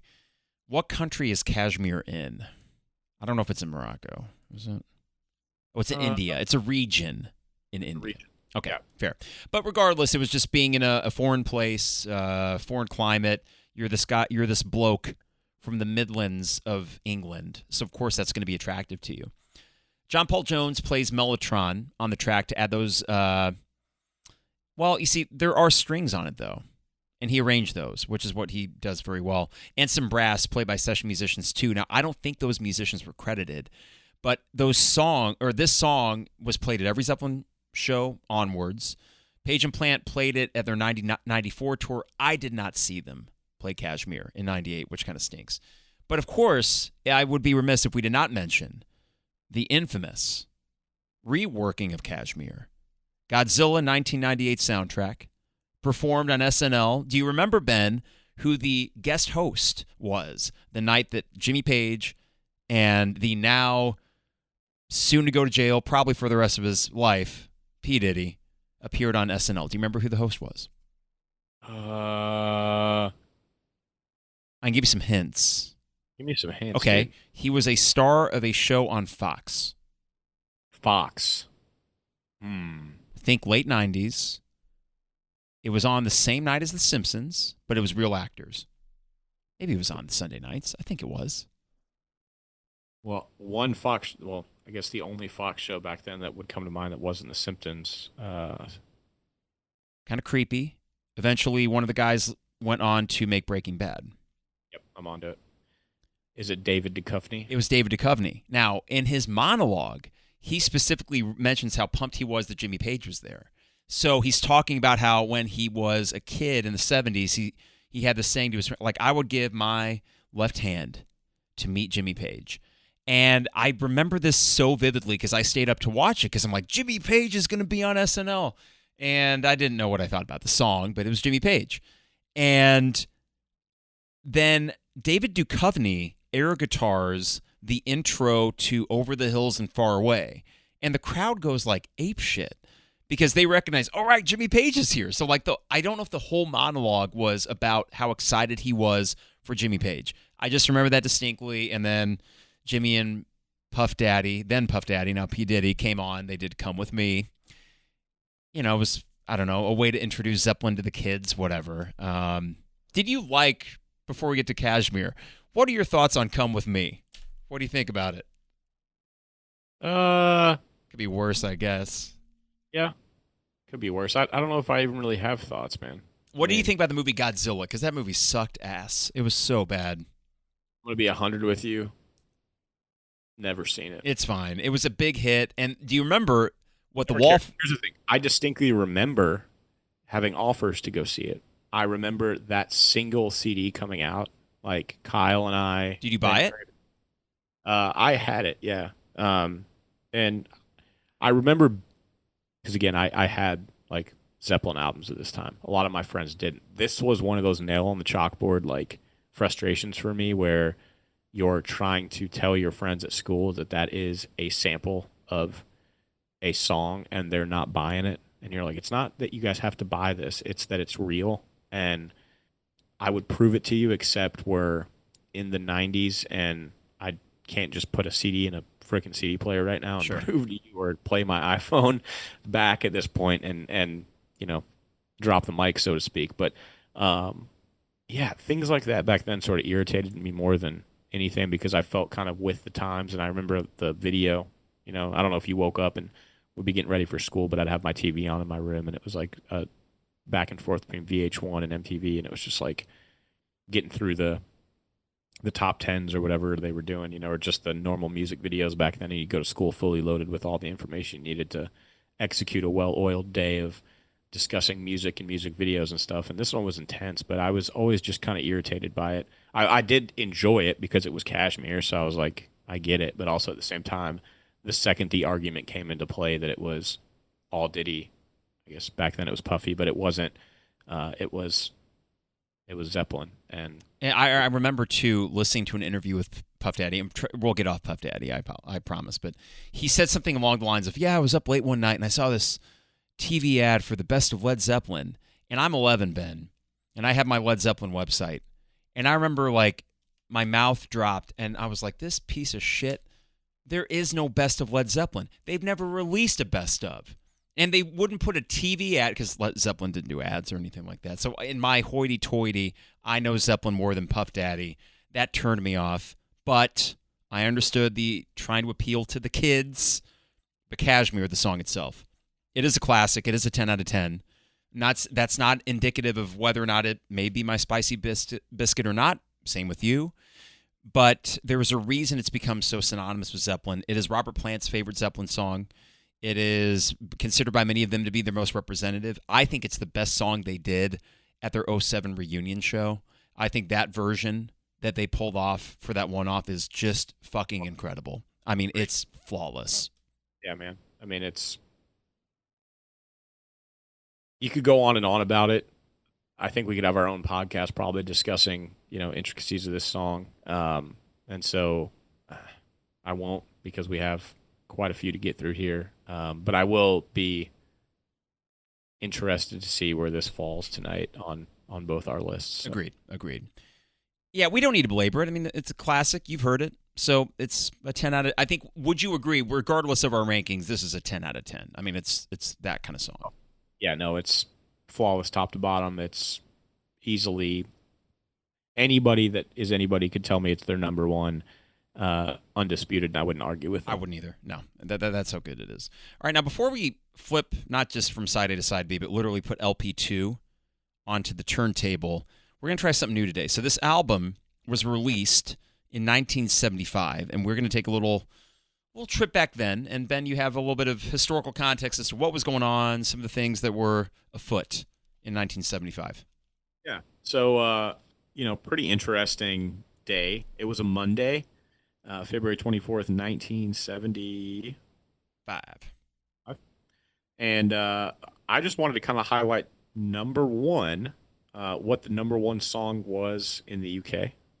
In the UK. There was also a number one song in the US. So we'll kind of start with those. Okay, so start with the UK. Give me, what kind of genre are we talking about, number one? Well... To be honest with you, man, I just sort of wrote these down because I wasn't familiar wholly with this. Oh, so is the UK kind of like an obscure track? It is kind of obscure. They have interesting taste over there. It's a band. Glam rock? Because that was still maybe going on a little bit then. Artist by one particular name. Actually, they had a flute. Oh, Jethro Tull. No. No? No. Yes. One word. No, not yes. What? Wow. Word. What band could I be missing that has a flute and isn't Jethro Tull or Yes? I don't know. Who is it? Pilot. I don't know. That's very, very British, I suppose. Okay, so their number one song. Number one song was January. Had no idea. So in the U.S., what kind of genre are we looking at? Well, they're easily your favorite band from what I learned yesterday. No, you actually shit all over this band yesterday. I did not. I only shat on the Glenn Frey songs, which I find to be turgid and uninspired. But if it's the Eagles, it's One of These Nights. You're right about the band. You're wrong about the song. Is it Already Gone? No. Is it a ballad? Yeah. Take It to the Limit. Lion Eyes? No. Witchy Woman? No. You probably go. I can't tell you. No. What's the ballad? Best of My Love. Ah. Yeah. Another yawner. God. Yep. Would you? I would agree with the fact that Best of My Love is a massive yawner for it's sure. It's so bland, and I think it's a Glenn Frey song. So now Don sings it, right? But no, Take It to the Limit is a 10 out of 10. That's a great song. Yep. So some other interesting facts. Now, can you name who the president was? Yeah, so in 1975, it would have been Ford. You're correct. There you go. The most popular car, February 24th, 1975. This is one you couldn't escape the roads without seeing, and actually my parents had one. Is it a Ford? It's not a Ford. I'm not good with cars. Is it a Chevy? No, I'm gonna give you a hint, and I think this will just give it away right off the bat. Okay. But if you think Susan Elmore, you'll get it right. A VW Bug? There you go. Wow, it was the number one car in 1975. Yeah. Still, even I would have assumed that more like Flower Power kind of era.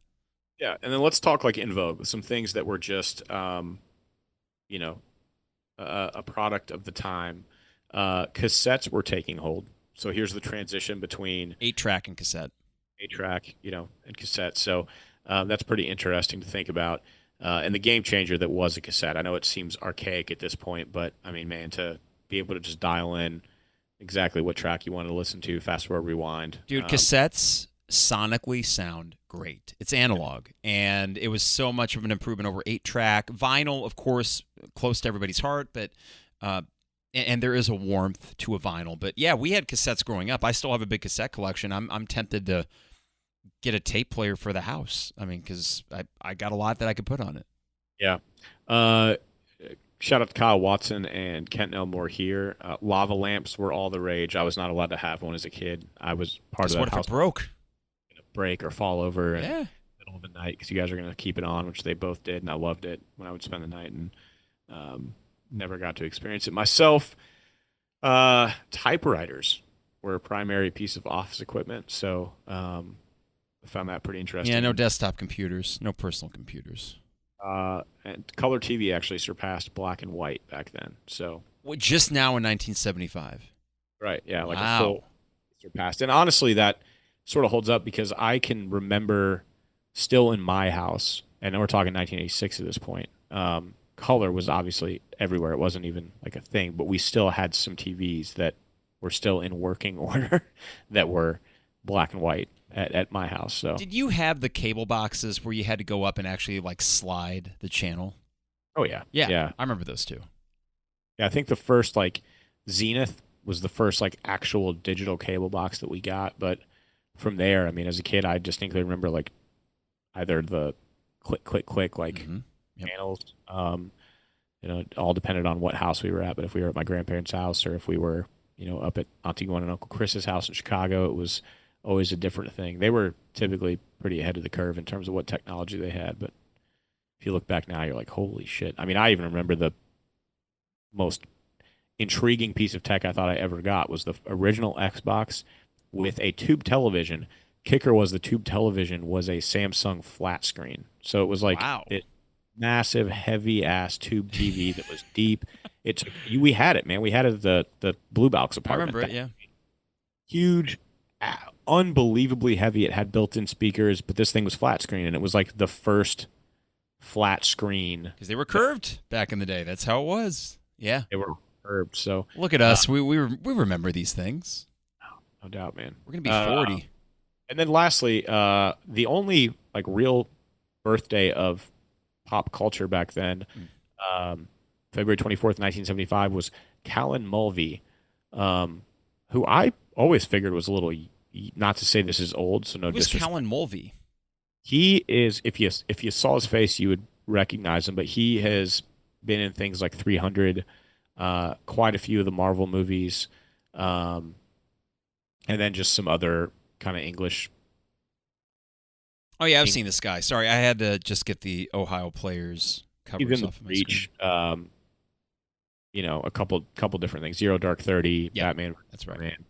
Um, so that was his birthday. But Okay. yeah, I think so. What we'll do moving forward, this was kind of just a shot in the dark here. I'll be fully transparent. There wasn't a whole lot going on this day in history, as you can tell. But what I like to do is we get along here, especially with other artists and stuff. Is I'll kind of do like a true or false, and maybe try to trip you up a little bit on what the happenings were and so forth, but base it around that day in history. So Sounds hopefully, good. listeners some healthy moments to have their own input in the car or on their earbuds as they're rolling through, and we'll go from there. Some other fun things about 1975. Top grossing movie of 1975, Ben, it's the 50th anniversary. Jaws. Jaws, 1975. The first ever episode of this long-running show appeared in October. Still running on air. To this day. Yeah. Once a week. I don't know. Saturday Night Live. Oh, shit. Yeah, man. 50 years. All the big to-do they had earlier this year with it. The best actor in a supporting role went to this legendary actor in a movie where he did not speak English. Instead, he spoke Italian. Man, I'm drawing a blank right now. What is it? Bobby D as Vito Corleone in The Godfather Part 2. Yeah, man, 1975. Well, the movie came out in 74, but 75 was the Oscars. So, yeah, 75. Pop culture was at a zenith, to borrow the term that you used for the TV, the flat screen. Because really, a lot of the things we adore and love, really, this is the time period where if I could have spent a year in way back when, I might pick 1975 just because it seems to be in the heart of a lot of things that you and I both enjoy. Yeah, for sure. All right, should we put on LP number 2? Rock and roll. Okay, we are going to side number 3, or side C, and opening LP 2 with In the Light. Now, I know pretty well that this is one of Ben Yates' favorite songs. We'll get into that plenty, I'm sure. In the Light has a big synthesizer intro of about 2 minutes or so before a pretty sick riff comes in, and then a groove, which, I don't know, Ben, before we get to any Spiciest Biscuit stuff, is the verse of In the Light your favorite Zeppelin groove? Yes. Okay. Fair. I think it's up there. 2 minutes, 48 seconds in for anyone who hasn't experienced or listened to In the Light in a long time. That's how long the intro is, 2:48? Yeah, before you launch right into the groove riff that is In the Light, met very quickly after by Robert's tantalizing lyrical accoutrement over the spicy biscuit that is. And the thing is like we're talking the OG version of Spicy Biscuit, and it would be impossible not to discuss like that riff. Now, the kicker here is the length of the song and what else comes after that portion of the song, right? So it is a little bit difficult, I'm sure, for some listeners out there to put this super high on their list just because it's a long and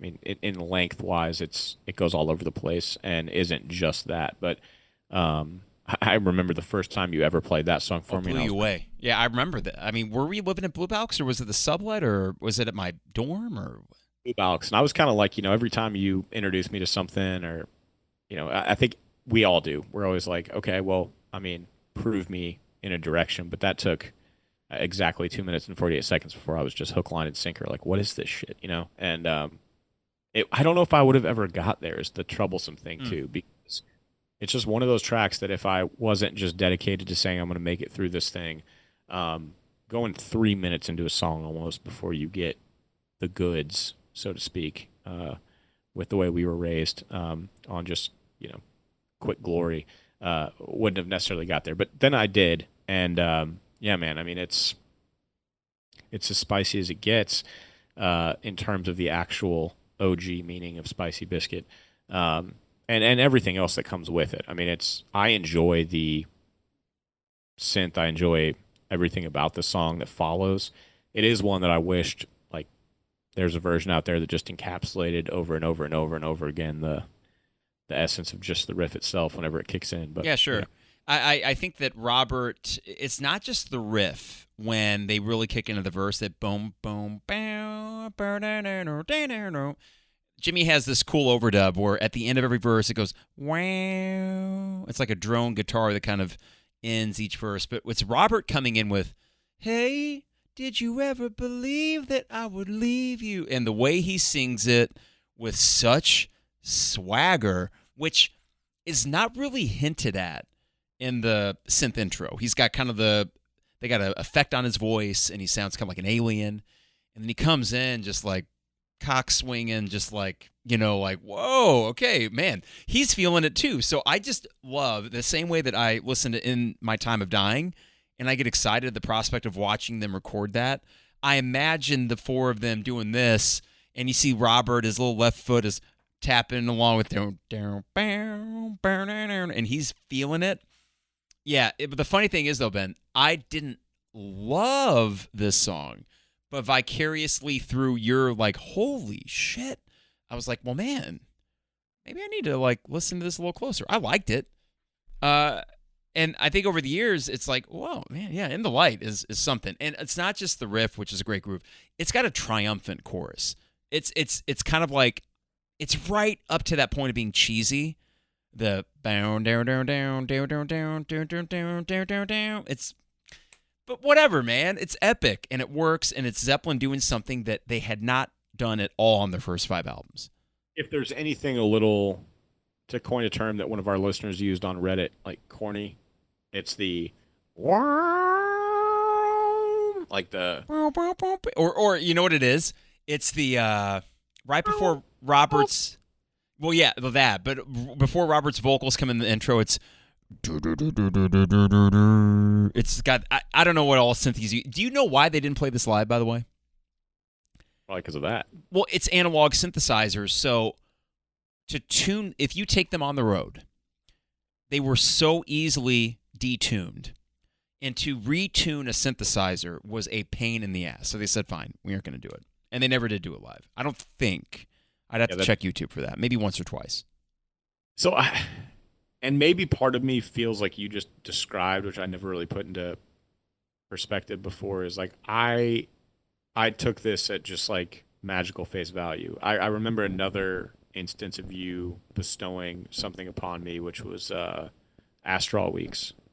Ugh. And like I hadn't experienced it before. I clearly had experienced, a ton of Van Morrison. I just never did a deep dive on that specific album.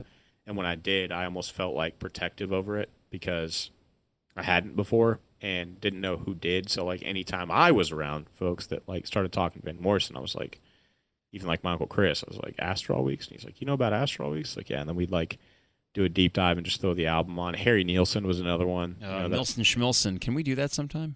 I'd love to go through here. That'd be awesome. How many influences, he gave to folks that, through the time. But nonetheless, man, with In the Light,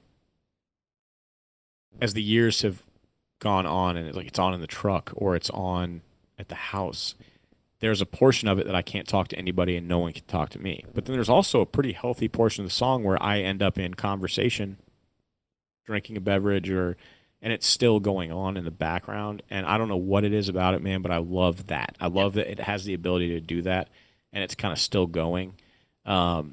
It transcends like everything that you would think Led Zeppelin is that it isn't. So, you couldn't get that accomplished through Black Dog. You couldn't get that accomplished through The Ocean. You couldn't get that accomplished even through Stairway to Heaven, man. I mean, you could have conversations through it, but you probably wouldn't want to. So, it's just a takeaway that I end up loving, and now I just feel proud of it, I guess, because I get it. Yeah. been a standalone for me for so long. So Well, it's album 6, and if you're listening to this in real time in 1975 and you put on LP2, you're like, where did this come from? So it's cool that a band like this, they could have so easily just reverted to, all right, here's another riff, whatever, you're going to buy this shit anyway.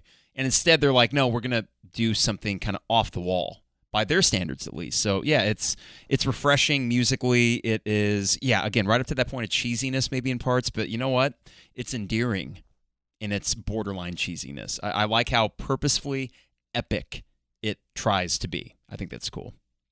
All right, we move on to track number 2 on this side of the album, which is Bron-Y-Aur, and actually spelled correctly, Bron-Y-R-AUR.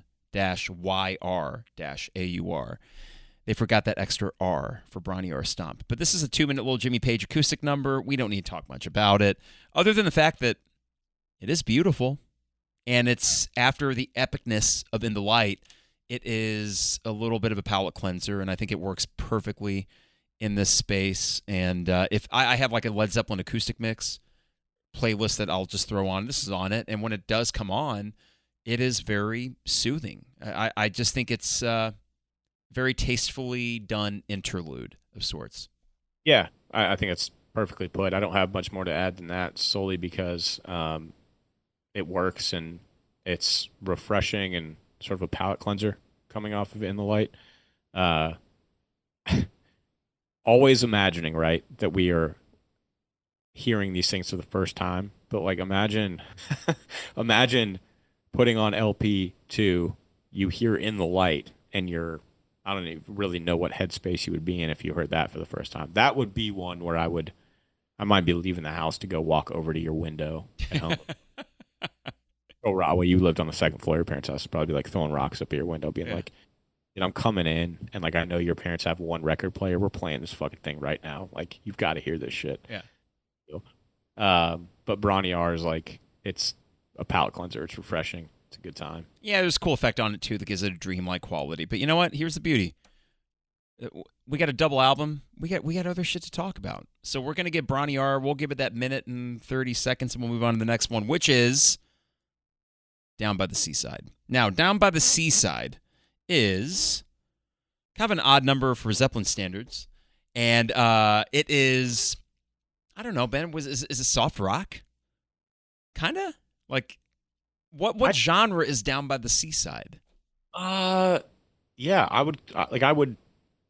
would find this probably on like 97.5, back in the day in Champaign. Is that still the light rock station? Yeah, it's still WHMS, soft rock, light rock. Sorry, light rock 97.5. God, maybe call in like been missing my wife on the road. Can you play a little Down by the Seaside for me, Delilah? Delilah, come on, help me out, babe. Delilah, yeah, she's still on the air, I'm pretty sure. Yeah, so Down by the Seaside, light rock, I'd say, but also refreshing. I don't know, man. Like it, I can get a sense of Neil Young, for sure, and I think the peculiar thing about it is it being stacked right behind Bron-Y-Aur's. Like, you would imagine they'd pick it up at this point, but instead they do another chill song, and they don't pick it up the next one, at least at first. I always liked the so far away, where it builds up, and it kind of the pace gets quicker. But I've always enjoyed the chillness of this song and the sort of shimmering quality where it does sound like you're down by a seaside. There's a wet, oceanic kind of quality to it that it was a total throwaway song for Zeppelin, but I don't know. It just is like almost a lullaby to me. Does that sound weird? That it soothes me? Yeah, no, that's. I guess the name kind of matches that sentiment, right? Yeah. Yeah, So. no, I mean, I got a quick story about this. I was driving to church. Now, the deal was my family's not like devout or anything, but we were raised Lutheran, and when I was able to drive, I was able to make the choice if I wanted to go to church or not. We maybe went half the time, okay, so it wasn't, again, devout. But I was driving over there, and I had my car. I was just 16, and I was blasting Physical Graffiti and listening, for some reason, very loudly to Down by the Seaside, but my windows were rolled up. And my dad and mom pull up next to me in their Explorer, and we park at the church like 5 minutes later. And my dad's like, "What were you listening to that loud on a Sunday morning at 7:45?" And I was like, "Oh, well, I wasn't listening to it that loud." He's like, "Well, what do you mean? Like, I could hear it from my car." I was like, "Oh, well, it's just like my car is small. So, like, when cars are small, the metal, so I'm trying to do some bullshit like You're trying to get physics." you should have just been like, getting my Holy Spirit on, Dad. Like, come on, what the fuck? Like, this is, dude. Honestly, I listened to it over and over again, and the biggest sentiment that I thought about was My Morning Jacket. Like, Yeah, I could see that. it's very My Morning Jacket-y, which My Morning Jacket is very Neil Youngish. So, dude, I can literally see your dad and you having that conversation though, and the fact that you just tried to spin it as bullshit, I would have just been like, "That was grooved. Do you want to sit in the car?" I don't know why. Why didn't you say, "Oh yeah, my bad," or something like that? Like, he was just kind of giving me shit for like good natured, and I was like, "It's a small car. I mean, the way the metal in a small car." And it's like an SNL skit in of itself. It's like a small car. What does that have to do with anything? But like, I mean, I think in my mind I was like, well, the sound has less room to go, so if it's a small car, it's going to make the metal like reverberate, and that's maybe that's what you heard. I don't know. I don't know what my reasoning was behind this. Dude, it shows the influence that pops have on us. Like, you probably felt in the moment like you were not in trouble, but somewhat like in trouble at the same time. You're like, oh shit. Well, I mean, small car, Dad. Like, it's just, That's how it is. I mean, that's physics, man. What can I tell you? Is it even physics? Is sound physics? The funniest thing about this is it was Down by the Seaside. It wasn't like Black Dog or Kashmir. Exactly. So I wasn't listening to Rage Against the Machine or anything. Like, it was Down by the Seaside. I had Led Zeppelin, Physical Graffiti, the second CD, which is just kind of all over the place. And that's what I love about it, including Down by the Seaside. I just love that story, though. The fact that now I'm never, ever going to think about anything other than that when I was sitting down by the Seaside. Small car, man. Matter of fact, when I roll up to Deer Creek and see your dad for the first time, I might come in cruising hot, blasting Down by the Seaside. You should. And then I don't know if he'll listen to this episode before then, or will this even be out before we go to either way. But you should ask him and see if he remembers that. He might not. It was formative for me. Not formative, but it was something I very distinctly remember. It was Down by the Seaside. For whatever reason, I was cranking it. And it was my small car that just could not contain that sound. That's just what it was. Your purple Corolla? Yeah, it was it was maroon. Okay. Well, I mean, it was purple. Who are we shitting? I mean, it was purplish as much as it was maroon. Wearing a North Face in this story? I didn't have one yet. I was still in high school. Shit. Okay. So I probably had an American Eagle coat or something like that. Who knows? Definitely wearing a New York Yankees it was church, man. I think I was somewhat dressed up. A little bit. I did not go to church much after that. Not because of the Down by the Seaside experience, but just, when they said you don't need to go to church when you start driving, I was like, okay, and I basically took that to heart pretty quick. Yeah, that's probably its own story right there. So let's end side C.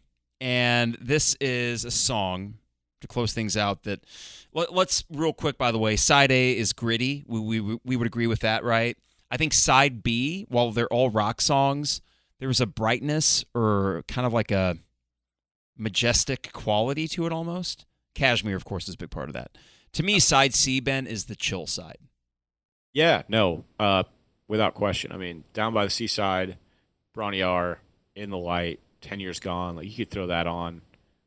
I mean, you could throw that on a sunny day and feel good about yourself. You could also throw it on rainy day, like a holiday, and just kind of lay back and kick it and feel good about it too. It's a front porch side to me. Like, if I'm sitting outside and it doesn't matter what the weather's doing, man, you could just sit out there in the morning, enjoy yourself, or late afternoon after everything's calmed down. So I definitely agree with that sentiment as well. I'm intrigued, and we'll kind of rip through side D here because this is the throwaways, especially, are coming up. But 10 Years Gone is not a throwaway. This is one of the songs they wrote in 1974. They were very proud of it. One of Jimmy Page's best guitar compositions. I think that we would both agree as a song, as a composition, it is pretty awesome. I mean, it's very dynamic. There's so many different parts, and it all works together. I am interested to see where you place it in your rankings. some Zeppelin fans, they absolutely put this way up there, and I get it. And that's not any indication where I'm going to put it. Maybe I might have a way up there. I might not. But it is one of Robert's best vocal performances too, because it's not about volume and it's not about pitch or range. I think the way that he sings that lower register in this one is one of his best vocals. I just think it's the closest Zeppelin might have gotten post Led Zeppelin 3 with like That's the Way to a tearjerker. Yes. I was going to say that, man. Like, that's same takeaway that I derive from it years and years and years and years listening to this thing. It's up there for me, but it's not hard to be for most anybody, right? You don't even, in my opinion, need to be a Led Zeppelin fan to enjoy this one. I could put this on for anybody that's in my truck driving with me, and they're going to have some kind of reaction to it. Very true. Which I think is the good part. But yeah, Robert's delivery, but also the lyrics. Like, there's just so much going on about this song. But I'll tell you, I think my first experience with it was, I don't even remember where it was, man. It was just, maybe it was the DVD.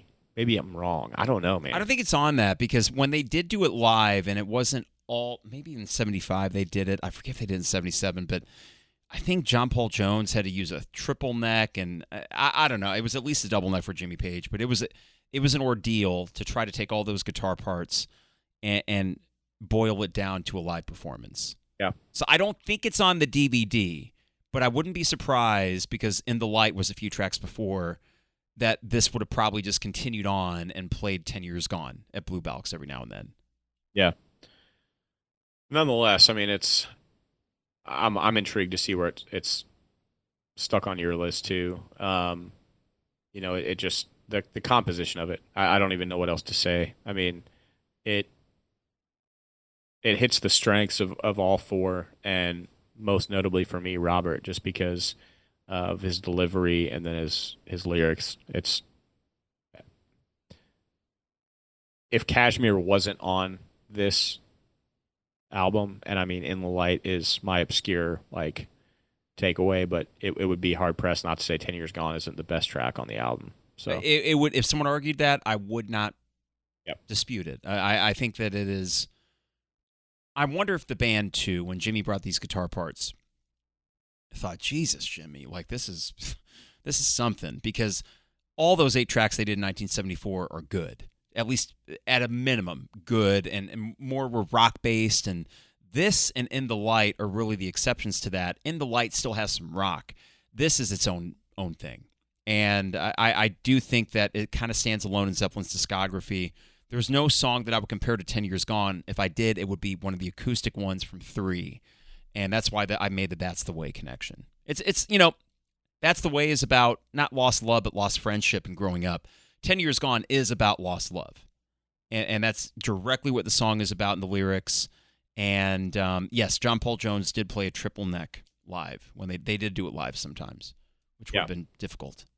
Well, that's, I was going to say, I'm going to have to look it up, man. I've got to know. This is almost like that same like Jimi Hendrix version of his acoustic like set that we stumbled upon on Napster or LimeWire way back in the day. But I just remember seeing John Paul Jones with the triple neck something, and I was like, what is that? Yeah. And then did further research into that's 10 Years Gone, and then listening to 10 Years Gone, and I'm like, holy fuck, what's going on here? So, shall we flip the sides? Flip it. I like the sound effects. All right, we are moving on to side D with Night Flight from 1971. I want you to start with this one. Start us off with Night Flight, this sort of unusual, in some respects, for Zeppelin's discography. I saw it described as pub rock, like a band in a pub would play Night Flight, maybe. Yeah, I actually messaged you prematurely of our pod, like a week and a half ago or so, and just this title, Night Flight. Had you heard it before? I probably. In passing. Not anything that was extraordinary to my memory, because I was kind of shocked, and I think this would be one that we discussed in the early stages of this pod tonight that would be a filler song for most, or maybe not ever I feel wholeheartedly I could play this for a couple of my buddies, and they'd immediately pick up on the fact it's Zeppelin, and they would be lying if they told me they'd heard it before. I know they would be lying in my face. Yeah, it So is. It is way down there in the. I bet if you went Spotify or Apple Music, and it was ranked by plays, it'd probably be down there. yeah, nonetheless, I was pleasantly surprised that it was one that I had never truly dug into because to me, this is a sleeper song. Like it adds a whole lot of everything they are. Like you just said, sort of just like I don't know, you walk into Cowboy Monkey on a Saturday night at 8:45 just after you had a nice meal at Watson's and you're like, let's go catch some live music or whatever, and they're midway through this song. I mean, you're in a good place, right? Like you're not unhappy at that Sure. point. So I sort of took it for what it is. I'm like, I'm not overhyping this, but I'm also just kind of enjoying and hanging on every single riff. And I guess that's the beauty behind Zeppelin. But was pleasantly surprised and then listened to it again and then yet again. And I was like, shit, man. So I don't want to give a whole lot away, but it was creeping up there for me in Okay. terms of listenability and repeatability on this album. I'll leave it at that. I want to hear your take on it. It's unique. I don't seek it out, but I don't necessarily turn away from it when it comes on. I think you said that about a few tracks before with Zeppelin, and there are songs like that. It's something that if I got a Zeppelin shuffle and it pops up, I'm like, oh, wow, yeah, Night Flight. I haven't heard that in a while. I couldn't sing you some of the lyrics. I know something like, I just sent a message to my brother across the water. Like, it's such an anomaly for Zeppelin. There's no song that they've done like that. I think the thing about Physical Graffiti and what makes it a really fun experience to listen to is that all these years later and all these times I've listened to it, I still find these little nuggets that I'm like, oh, yeah, I forgot about that fill, or I forgot about that organ part or whatever. So Night Flight it's filler, but it's enjoyable. And listen, that's more than I can say for parts of Houses of the Holy, which even though it's a shorter album, I feel like there's parts of that where it's a bit of a slog, where I'm like, God, I kind of want to switch to the next song. I don't get that as much on Physical Graffiti, despite the length and the sprawling nature of it. Was that me or you? I don't know. Did you hear that? I did hear that. That was surreal. I don't know. I wonder if our listeners could hear that. I don't know. A ghost in the machine, man. I don't know. Jeez. Well, just like in Black Country Woman, leave it, yeah. Leave it. Leave it, yeah. No, so it dawned on this. I'll leave it at this because we do have some. Yeah, sure. We'll go quick here. There is an essence of what I do sometimes with these albums, and specifically Physical Graffiti, just because it's so lengthy that typically, my routine, which is get in the car in the morning, head to get my coffee, I can make, even though my coffee spot is like less than 2 minutes away from my house, I can make pretty good headway in the drive-through and then get the coffee, get home and listen to track, and I get to work, and then I, finish off. This one was an evening listen, my first time through in a while after we ended last week's pod. And I got home and I continued on with our kitchen Alexa. And by the time it hit Night Flight, the kids were kind of having their snack and just doing their nightly routine, which is just playing anything that they can possibly get into and kind of glance up at the TV, whatever. But I had this going in the kitchen as I was cooking. And Brooks has this like dance move where he like will kind of get his head into like whatever rhythm and beats going, and then he starts to like kind of shake his hips and sway. Almost in like a twist and shout motion, and it was to Night Flight, and he was like digging it. And so just like a 2-year-old who has absolutely no bearing on really music in and of itself. He loves music, loves dancing, but he has no idea that it's Led Zeppelin or anything like that. It dawned on me it's going to be a fun exercise when I can begin to bestow certain tracks and songs on the kids, and just without them knowing any historic knowledge whatsoever on anything, Kashmir, Stairway to Heaven, the likes of it, is picking their brain on what their favorite Zeppelin songs are one day, because his hips were swaying, and his big toe was definitely standing up in his boot. Night Flight, man. Night Flight. It's a fun little number. I mean, it is enjoyable. Can't believe we gave 5 minutes to that one. All right, we'll go quick through these ones here. Wanton Song. So this is just a riff rocker. And a good one at that. Another one that really stands out on, Jimmy Page and the Black Crowes. This is actually the first song that I saw Jimmy Page and Robert Plant do. They opened that show with it. Great riff. Very reminiscent of Immigrant Song. It's straightforward. I mean, it's a rock song, and part of the reason I like this album is that a good number of these tracks are them just saying, let's just rock. Let's just do it. And with not any overthought as to song construction or things like that. So this is, if it were of the 74 songs to be considered filler based on the greatness of other songs, I would understand that tag. But if that's what this is, it's pretty damn good. Yeah. Actually, would you consider this filler? Maybe that's not fair to Wanton Song. I don't think so. I don't think so either. I was a little surprised you said that because I think this is a little more known than what I would consider filler. I think it's a little more jam-based, so it could maybe fit the bill for what we would describe as a filler song, but I don't think it's unknown enough to be considered a filler song. I was really curious on, like, the essence of the naming convention and everything else. There's just not a whole lot surrounding this song at all. No, Wanton is of a reckless nature. So I think the Wanton Song is just basically, this is... But the funny thing is, Ben, all these years, I can't tell you the lyrics. Yeah. I don't know the lyrics. The hooks are all in the guitar, and it's got a really cool midsection that goes into a solo. But yeah, it's really about performance and the fact that the band is really tight. Extremely provocative. That's the other thing that I do when I'm doing a re-listen if I'm sitting by my phone is read through some of the lyrics. Also because we have, killer line. But the opening verse of this song is, "Silent woman in the night, you came, took my seed from my shaking frame. Jesus. Same old fire, another flame. And the wheel rolls on." It's like, God damn, dude. Robert, good God. Took my seed from my shaking frame. Yeah. With blazing eyes, you see my trembling hand when we know the time has come. Lose my senses, lose command. Feel your healing rivers run. Hello. Only thing the song is missing is Fertile Crescent somewhere in there, and then we'd be rolling. Okay, well then Wanton Song makes sense. It is a song about desire, which... I could gather that, but you know what's so funny? I never even bothered to look at the lyrics all these years. Yeah. Damn. Okay, I kind of like these lyrics. Yeah. Woo! Robert, you dirty dog. Well, do we have anything more for that, or should we just knock out these last three? Yeah, let's roll. Okay, so we're going to continue here with Boogie With Stu, recorded in 1971 for the fourth album. It was not used on that album. It did feature the titular Stu, which is Ian Stewart, the Rolling Stones' original member, along with the other five.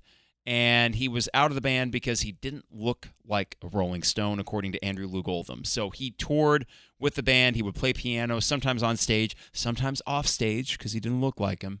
And he was a really close friend of the Stones throughout his life. So they kind of took care of him over the years.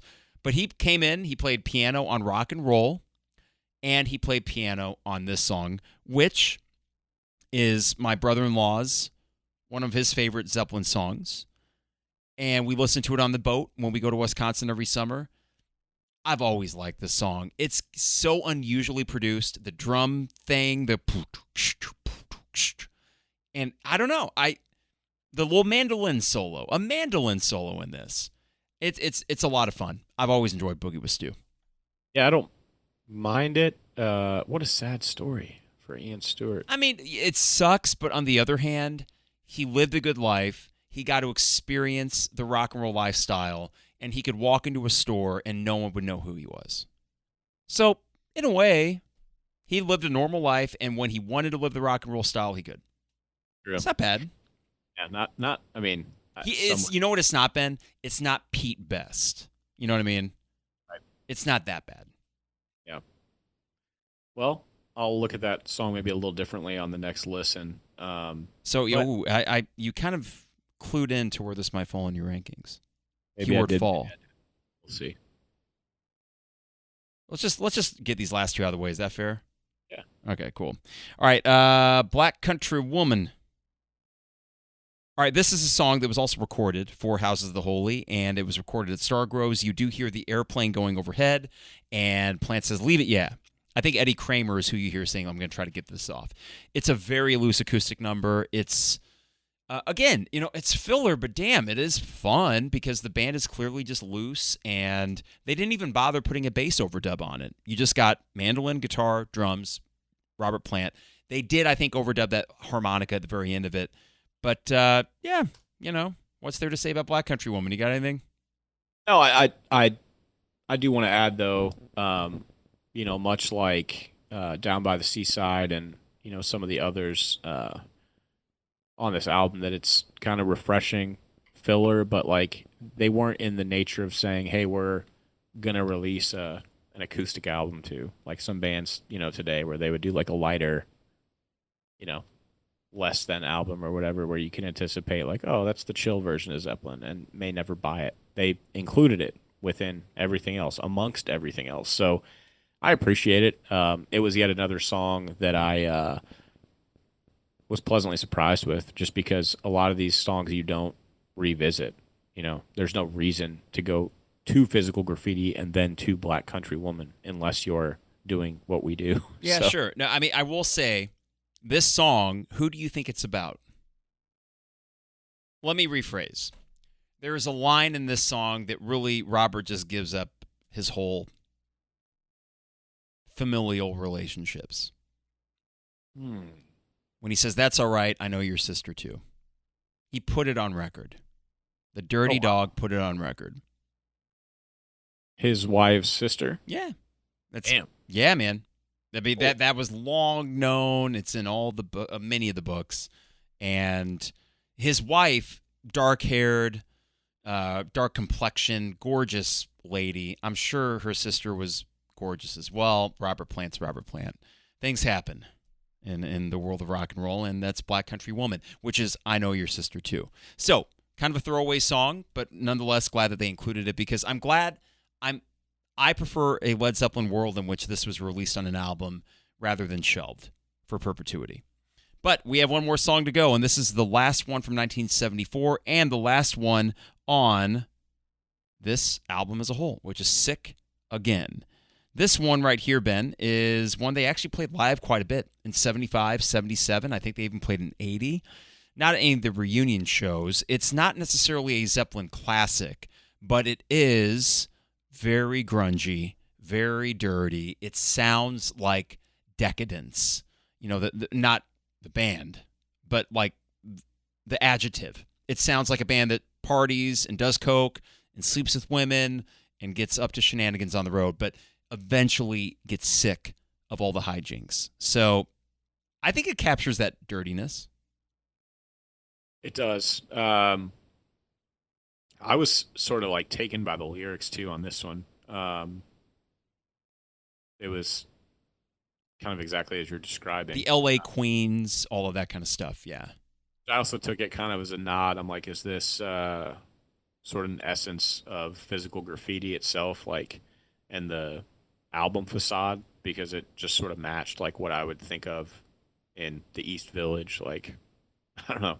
So I enjoy it too, but it sort of, this is where it got really tough, because a lot of the songs that I found myself enjoying because of the fact that I was a little bit less familiar with them, I had to be realistic and say, yeah, I get it. So, but love it. I mean, well, I'm not going to use the word love. I heavily enjoy it because now I'm kind of opening up the spectrum of what I initially thought of Physical Graffiti. So I think you've hit the nail on the head tonight already in just saying there are some fillers to this album, and going at it from that direction, I could tell that, some of these songs are, maybe they weren't put there on purpose, but they're there on purpose now. And this is one of those where I'm not changing this track. I'm giving it its due, but wasn't necessarily aware of it before. Yeah, no, for sure. Despite its playing in the next three tours, there's one other thing lyrically that I want to throw out there as well. One day soon you're going to reach 16. Now, that is a trope on Sweet Little 16, Chuck Berry lyrics. I mean, the kind of pining after younger girls thing used to not be creepy per se. But I think this is a reference to Jimmy's girlfriend, is what I've always read that, is Lori Maddox, who at this time was 14 or 15. And he said one day soon you're going to reach 16. I would assume Robert, not that he probably had scruples against underage girls like 17, 18, but I bet Robert, who had a wife and liked his wife's older sister, probably thought, Jesus, Jimmy, she's 14 years old. I mean, and then this lyric is a way for him to get that out. Wow. Do we end on that? I was not down. Those are two like gritty lores for the last two songs. I mean, yeah, man, yeah. And I think Robert, he just put it out there. Maybe he thought his wife wouldn't listen to it, or maybe he thought Jimmy wasn't really paying attention. When we get to In Through the Outdoor, there is a song where lyrically he is just shitting on Jimmy and John Paul Jones, like just mercilessly, in a place of hurt and just anguish with them. These last two, it's like Biggie Tupac-ish, man. Very much so. Yes, you can see where the East Coast West Coast thing got its inspiration. Sure. All right, real quick, reception for this album was uniformly positive when it came out in 1975. Critics were actually very kind to it. It shipped platinum, so that means that 1 million. Well, let's rephrase. It's a double LP, so at least 500,000 copies, which equates to 1 million in terms of sales, were shipped.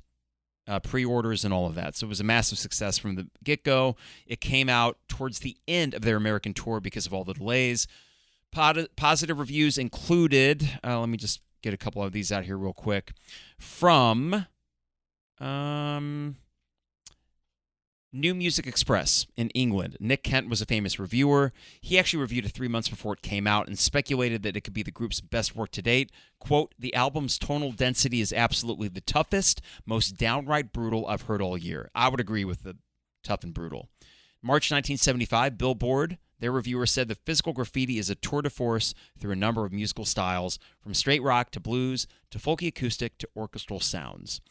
Jim Miller in Rolling Stone, which is often Led Zeppelin's biggest enemy, said that the double album was, quote, the band's Tommy, as in The Who, Beggar's Banquet, The Stones, Sgt. Pepper, The Beatles, rolled into one. Physical Graffiti is Led Zeppelin's bid for artistic respectability. I don't know if I agree with that. And then, finally, Village Voice critic Robert Christgau, who is the dean of rock critics, he was less overwhelmingly positive, said that he, other than side 2, so Kashmir, Trampled Underfoot, House of the Holy, found that the material too often wandered and did not necessarily stay focused. But I would argue that's kind of the point of a double album. No Lester Bangs review, Ben. He did not review this album for whatever reason. So, interesting. Yeah. All right. Shall we get to it? Let's rock and roll. It is time to get to our spiciest biscuit categories.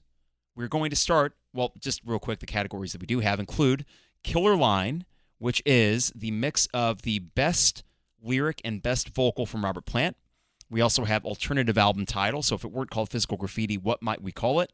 The MVP of the album, which band member contributed the most. For this one, it's not side A or B, it's side A, B, C, or D. We got to select our favorite one. And finally, Dustiest Crumpet, worst song. And we'll work our way up the rankings to Spiciest Biscuit. In this one is going to be the best song of the album. All right, so Ben, how should we start this? I forget who did Killer Line first last week. I think it was you that started last week, so I'm fine to go first. All right, kick things off here.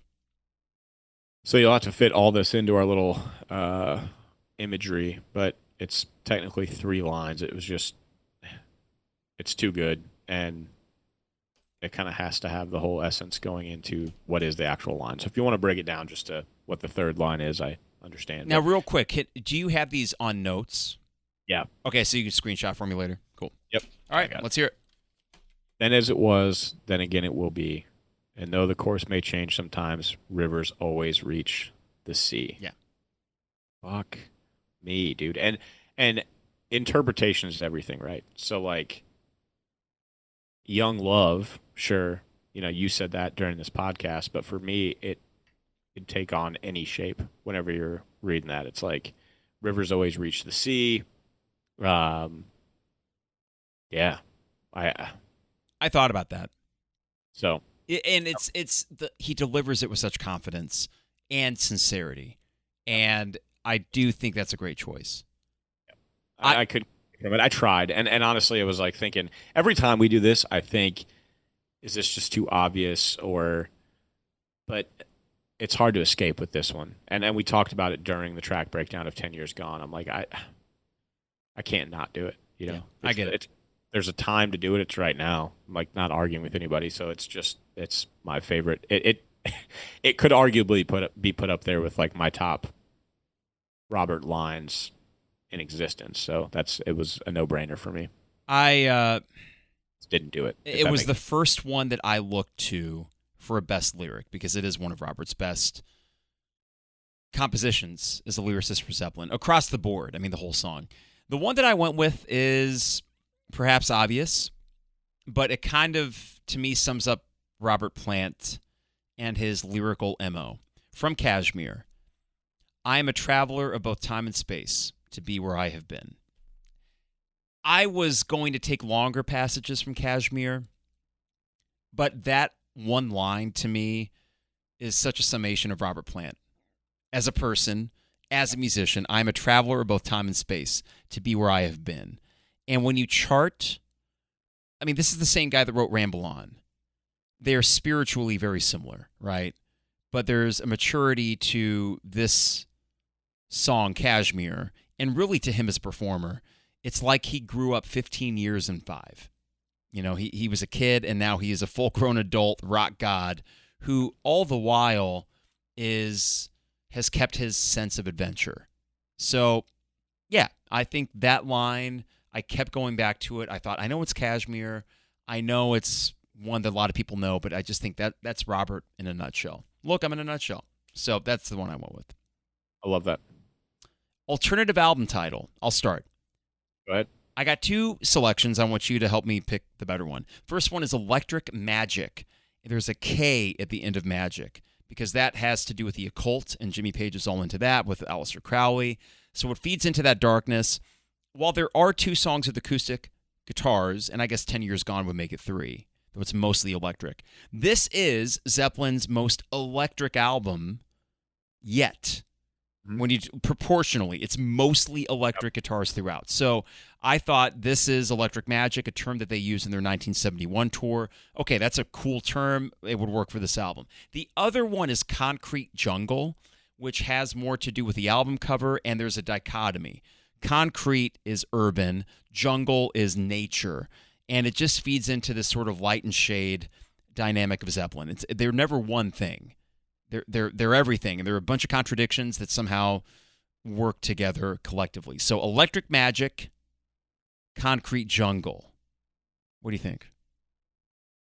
For essence of what mine ended up being, I'm gonna go with Concrete Jungle. Okay. Liking it. I do enjoy Electric Magic. I think it's more literal. I think Concrete Jungle fits the package better. It fits the package and also kind of fits the product, the tone of the songs, even. Yeah, love it. All right, what's yours? Mine was simple, but not so simple. So I think, okay, Zeppelin has their following across the pond, right? They're the hometown boys, and then they've got their U.S. market. And I think if they named it this, not everyone, almost no one in the U.S. would know exactly what it meant, nor would folks across the pond. Figgy pudding. St. Mark's Place. Oh. Because it's the location. And, like, I mean, I live in the U.S. I didn't know it was named I didn't know that building facade was St. Mark's Place. If anything, I would think that's a place across the pond. Dude, I swear to God, St. Mark's Place, you just saying that, in London, actually in England in general, there are street signs. When we got there, I asked Carol, I was like, the hell are the street signs? Where are they at? I'm looking for, like, the green. No. They have these white signs on the sides of buildings. And there's a lot of Saint blank, Saint this, Saint that. So you're right. I could totally envision an English street sign that says St. Mark's Place. Yeah. And so I think I imagine being there when they decided to do that as their front facade, and they're like, yeah, we could really fuck with people's brains right now. And St. Mark's Place, and for the people that are in the know, they're in the know. For the people that aren't, it's just going to be a clever album name. So I don't know. That's good. The second that I finally saw where it was actually done at, I was like, oh shit, that is actually a good album title. So I like the names of places for album titles that have some ambiguity to them. This is not necessarily it, but like Arlo Guthrie with Alice's Restaurant. yeah, Like, dude. what's going on at Alice's Restaurant? I mean, probably the most famous of all time, Abbey Road, and Yeah. it became the Beatles like term. I mean, it's a place. It's literally a place that existed long before they were ever there, and obviously Abbey Road Studios. But Abbey Road, I mean, you say that to a fucking 10-year-old, they're gonna know it's the Beatles. Speaking of Abbey Road, I did get a picture there, but it was kind of funny to observe people getting their pictures at Abbey Road because it's a pretty busy street. But all the motorists in London, they know. So they're on the lookout for pedestrians and stuff. But you're basically rushing your ass out there to get a picture before the next oncoming traffic comes. So, but I was able to get one. There's a black car, like frame right at Abbey Road. Like it's in the album cover. Yeah. Is that just a stationary vehicle that's always there? I think it was probably just the car that was there that day. Maybe they didn't clear out the street beforehand. I'm not sure.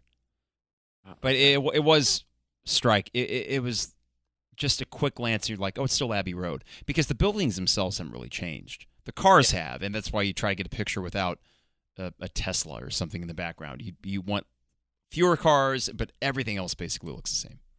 All right, MVP, you do the honors. Yeah, so originally I'd wrote down Robert. He has a great album. Yeah. I think, funnily enough, too, I almost wish I didn't cross him out and go with someone else because of what I learned from you to kick this podcast off, which was, vocal cord surgery and the whole nine. I didn't gather that from this. I thought he was a powerhouse over pretty much everything from top to bottom. I thought he stretched himself in some artistic ways that were equal parts refreshing and also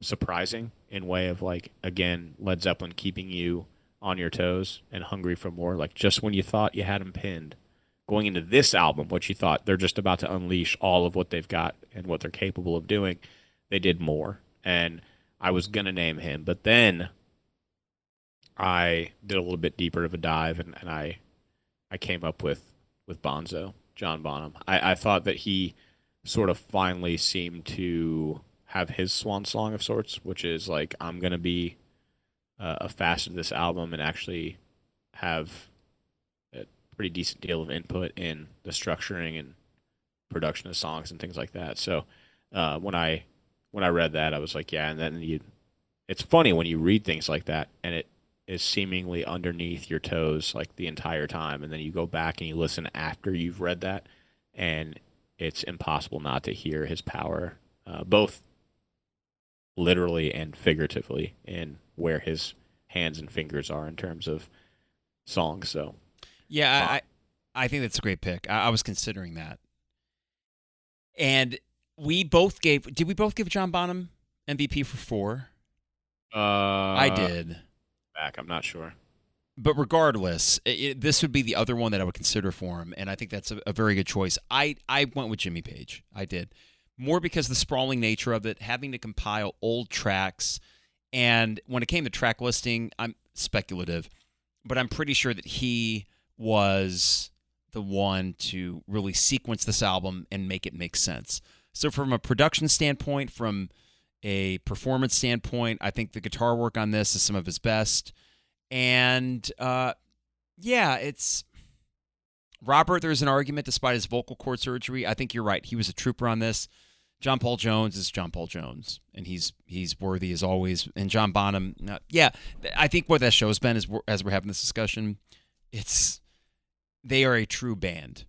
Yeah. You could give it to any of them. It'd be fair. Funnily enough, I think the usual suspect, the one that could get tiresome of saying MVP, MVP, MVP, that's the unsung hero, is John Paul Jones, because he is such a master. Yep.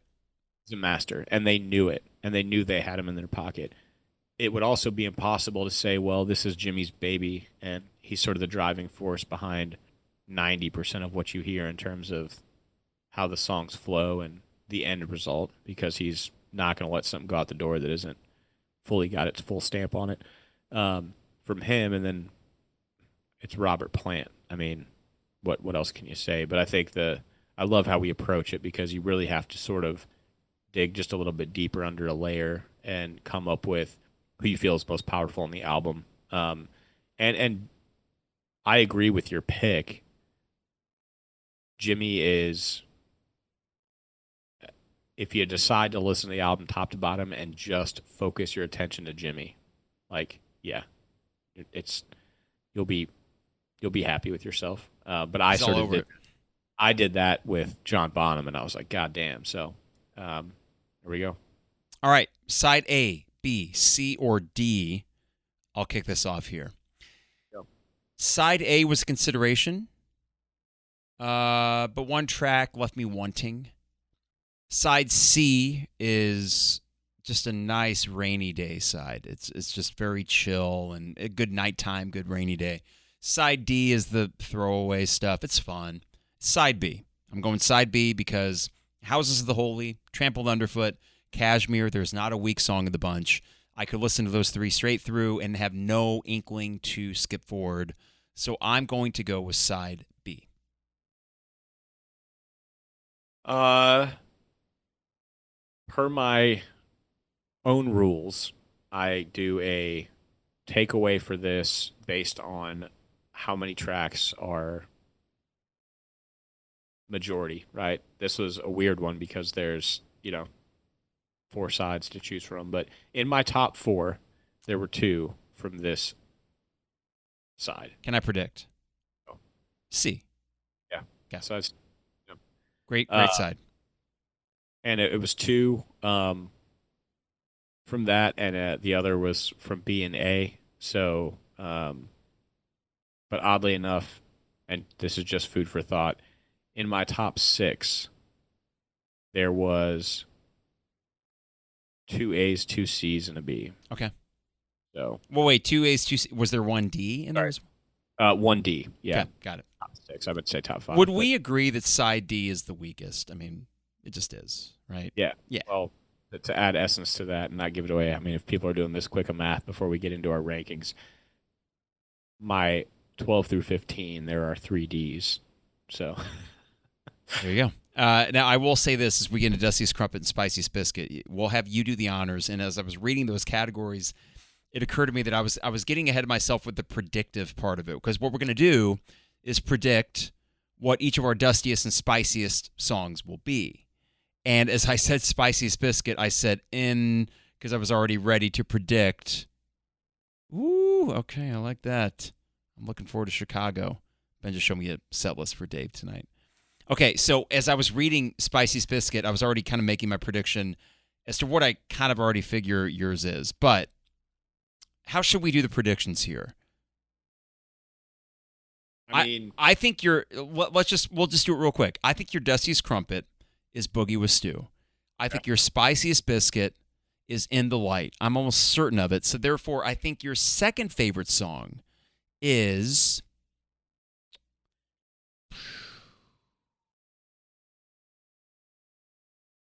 10 Years Gone. I think your 1 and 2 are both from side C. Fair. Okay. But then you said 1 through 4. Okay, I'm going to leave it at that. But what do you think are my Dustiest and Spiciest? I think your Dustiest is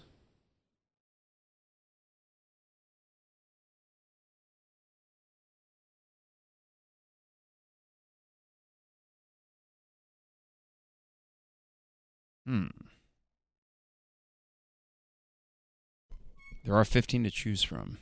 It's true. Man, I'm teeter-tottering between Sick Again or Black Country Woman, but I'm going to go with Black Country Woman. Okay. Spiciest? Spiciest is Kashmir.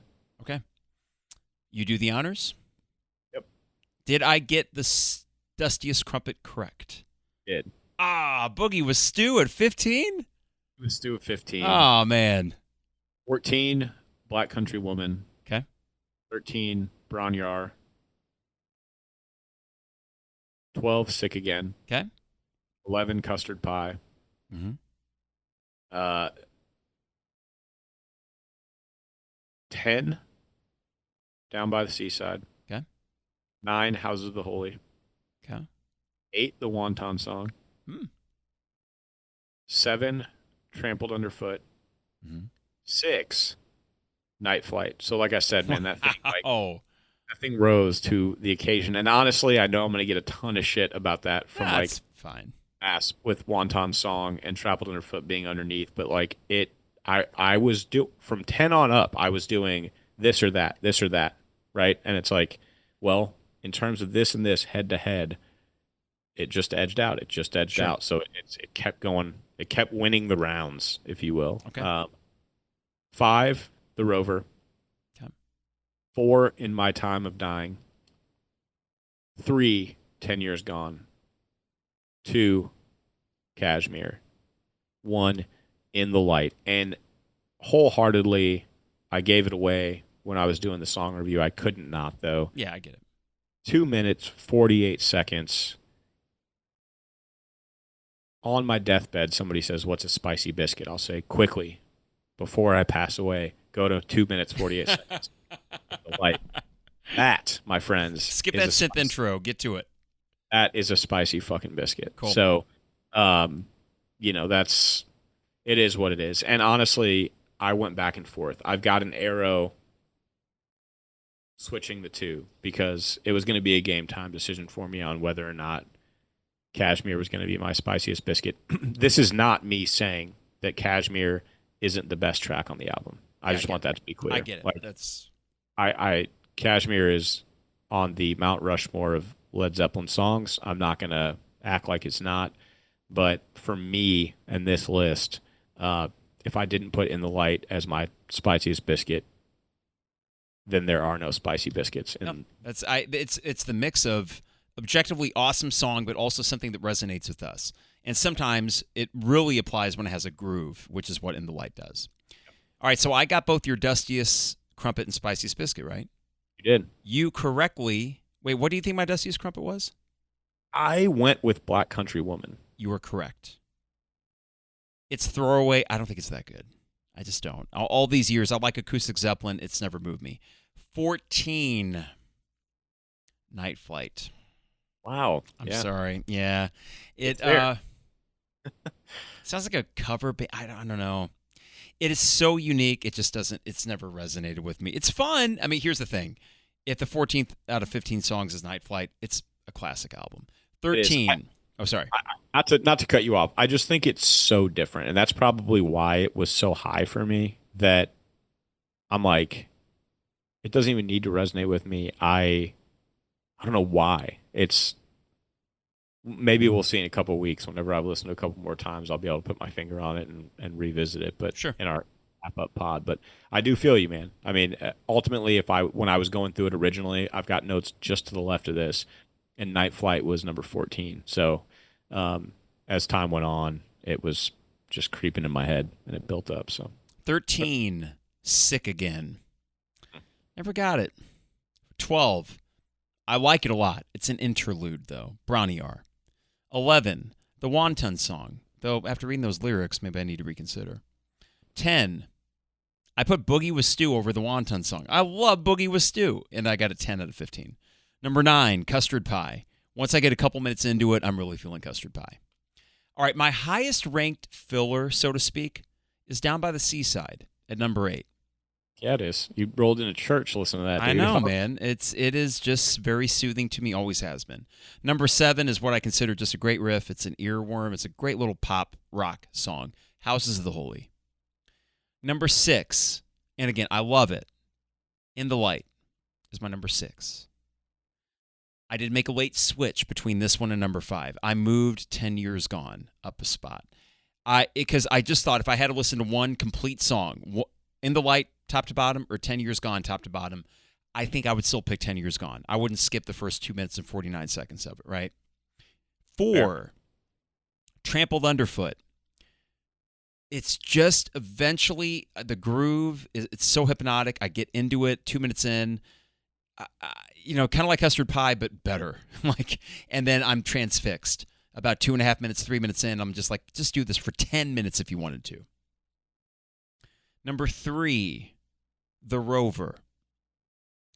It's vaulted up the rankings. I fucking love that song. Number 2, because I both love it, but also it's just that good. Kashmir. My number 1, Spiciest Biscuit, In My Time of Dying. Damn. It's 11 minutes and it feels like 4, which is just a masterwork of performance. It's a performance song. It's not complex. Maybe structurally parts of it are, but it's not their hardest song to play. But it's the fact that the 4 of them pulled that off in the studio at the absolute peak of their powers. And when I listen to it or drum along to it, it's still invigorating. I love it. And I love it even more for the fact that it ends with a cough and a laugh. And that's got to be the one, hasn't it? And it's just like, all right, that's a band in the studio doing their shit. Best band in the world. So in my time of dying, I thought long and hard about this. And I thought, God, I love Kashmir.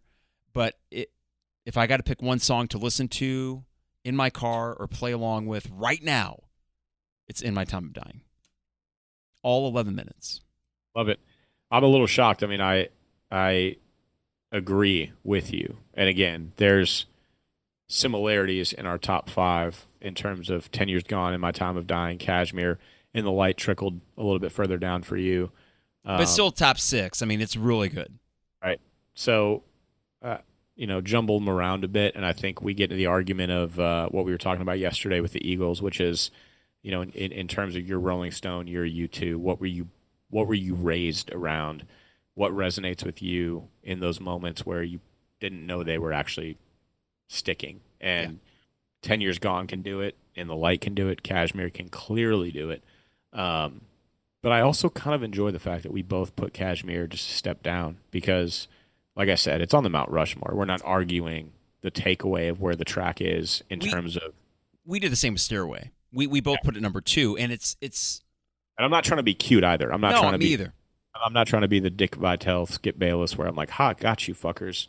We're putting this shit just a step below." It's not that. It's that in my interpretation of the album and where, I automatically go. I've gone to In the Light 100 more times in my lifetime on both Apple Music and Spotify just to go there to put In the Light on than I have any other track. So I get it. I couldn't self-sabotage for the sake of saying, I know Kashmir's on this album. I've just got to put it at number 1. No, I get it. I think that's fair. And Kashmir, we both gave it its due credit. It's amazing. And it's still my number 2 favorite song on this. But, dude, when In My Time of Dying starts, it's just the... I'm like, okay, I'm in for a journey. You know what I think? You know what I think of in that very moment? It's like there's like this famous blind dude. Have you seen the movie Peanut Butter Falcon? Yeah, great movie. You know the guy they like stumble upon his property. Mm-hmm. It's like, are you guys God fearing? And they're like, and he's blind. I'm thinking like you're walking like down. It's burning up outside. You've already shed the shirt. It's on your head. You're sweating bullets. You're walking down like a dirt road, and you come up to like a shanty. Yeah. And this is like, it could have been in the movie Sinners, Holy shit, man! Yeah, it's like just it grabs you from the first note. It's such an eerie first note. It's like it's a blues song through and through, and they grew up on it. It's why they really got into playing electric blues and electric hard rock. But it is truly, at this point in their career, they were able to make it fully their own. There's nothing derivative about it. Like, while it is inspired by a traditional song, it is Led Zeppelin's version of the blues. And no other band could have come up with that or played it as well as they did. So, to me, it's just always been one where maybe when I was younger, I was like, oh, I get it. It's 11 minutes. It's really impressive. But when you start playing in a band or you start playing instruments, and you really listen to what they're doing and how they're playing off each other, it's a joy, dude. And that's the thing about Zeppelin. Hard rock bands, we think there's like everything's dark and no, like even a song In My Time of Dying, which is lyrically dark and thematically dark, there's so much joy in these four dudes playing, to the fact where when they got done and they're Ben, they were going to continue. They didn't know how to end the song. That's the thing about it. He was going to say, Jesus, make up my dying bed. And then maybe Jimmy was going to go, na, na, na, na, bow. They would have maybe gone back into it. Like a never-ending version of Freebird. But someone coughed. And it was serendipity. Great. 11-minute take. We're done. In the same breath of years, a couple years earlier, but we're talking like Allman Brothers had Ramblin' Man, Jessica, Ain't Wasting Time No More. There's like some heavy hitters right within those years. And I always wish I was a fly on the wall for multiple situations, but I would want to be on the wall the first second that like Dwayne, Dickie, Greg were sitting together, like maybe on a tour bus, probably, if we're being real. I mean, it's mid-'70s. They're all out there. And they're like, did you guys see that the boys from Zeppelin just released Physical Graffiti? And they throw on that. You know what's sad, though, about that hypothetical you raised? Dwayne was dead by 71, I think. Oh, shit. Yeah, really? Man. So when you mention Allman Brothers, like take Jessica, Dwayne's not on it. Oh, that's right. And it's amazing how they kept, I don't want to say they went past what they did with Dwayne, but like Dickie Betts was so good. Yeah. I guess I always forget that Dwayne died in 71. But you know what? To your point about Dwayne, with a slide guitar that he could do, he would have loved In My Time of Dying. And imagine him as like a guest lead guitarist on that shit. That's what I mean. And then you talk about the takeaways of, Derek Trucks and all that they became. So what he's become as a kid, witnessing all that shit and then coming up. But I guess my point of that spiel before I fucked up the fact that Dwayne died 4 years before it is the fact that it would have been Butch Trucks was on the drums. That's Derek's dad, right? That like there's no possible way these guys didn't hear that track and they weren't like, oh hell no, like I see you, Jimmy. Like that's like real. What do they say? Real recognizes real. Like that's got to be one of those just moments. So we did it, man. We did a double LP and one of the best ones in rock and roll history, and 15 tracks by my clock. And yeah, so I'm excited for our next one, which is Presence, which is not going to be considered one of Zeppelin's greatest necessarily, but I will say it has grown in stature over the years, and I'm excited for you to dig your teeth into it, and I'm excited to go back and revisit it myself, because I think it's something that has aged particularly well, not very well received at the time, and it felt like a decline for Led Zeppelin, but with the history behind it and the 7 tracks that are on it, it is a relentless record. It is very dark, very guitar heavy, and not a single acoustic to be found. It is Zeppelin, just balls to the wall rock and roll, and we'll get into that next week. And then just 2 more after that, then we got our next band, which who the heck might they be? We don't. Well, we know. We just aren't going to say. But yeah, I'm excited. Just to throw this out there for how I'm going to experience Presence, I am leaving Friday midday for Mr. Craig Johnson's bachelor party. Driving or flying? Driving. It's 2 hours away. Barron River, just in good old Glasgow, Kentucky. So not like Glasgow, Scotland. There's one in Kentucky. Yeah, Glasgow, Kentucky. There's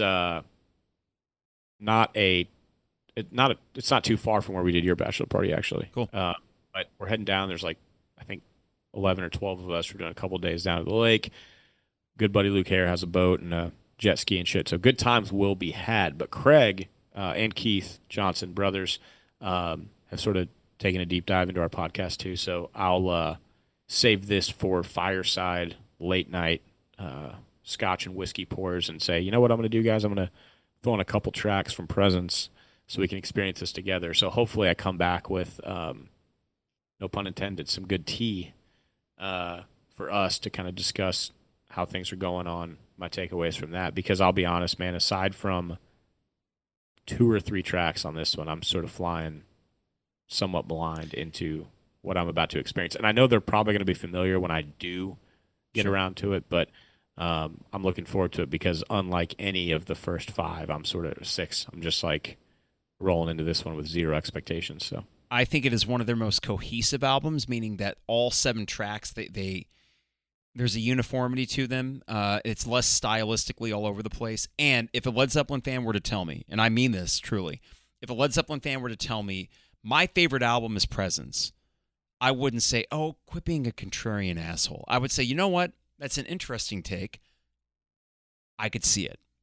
So it's not mine, but Right. I'm excited to dig back into it. I have a kind of funny story about how I came about getting the CD in the first place. It was the actually last official studio album that I bought. But over the years, while it's not my most listened to, it's certainly not my least. So I'm really excited to get into that with you. Looking forward to that, yeah. So shout out Craig Johnson, C. Jeezy, for those that know him. Bachelor party going into his wedding in October. And also shout out to Mr. Kent Elmore tonight.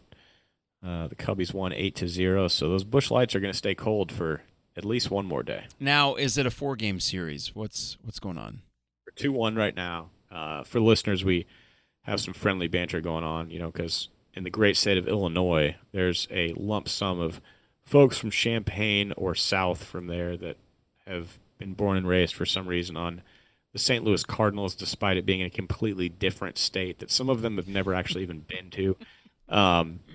Nonetheless, we have a friendly wager going on where the winner of the 4-game Cubs card series of this particular week has to shotgun a couple Busch Lights to the dome. And The winner or the loser? Loser has to. So the 4th game is tomorrow. The 4th game is, tomorrow's Thursday.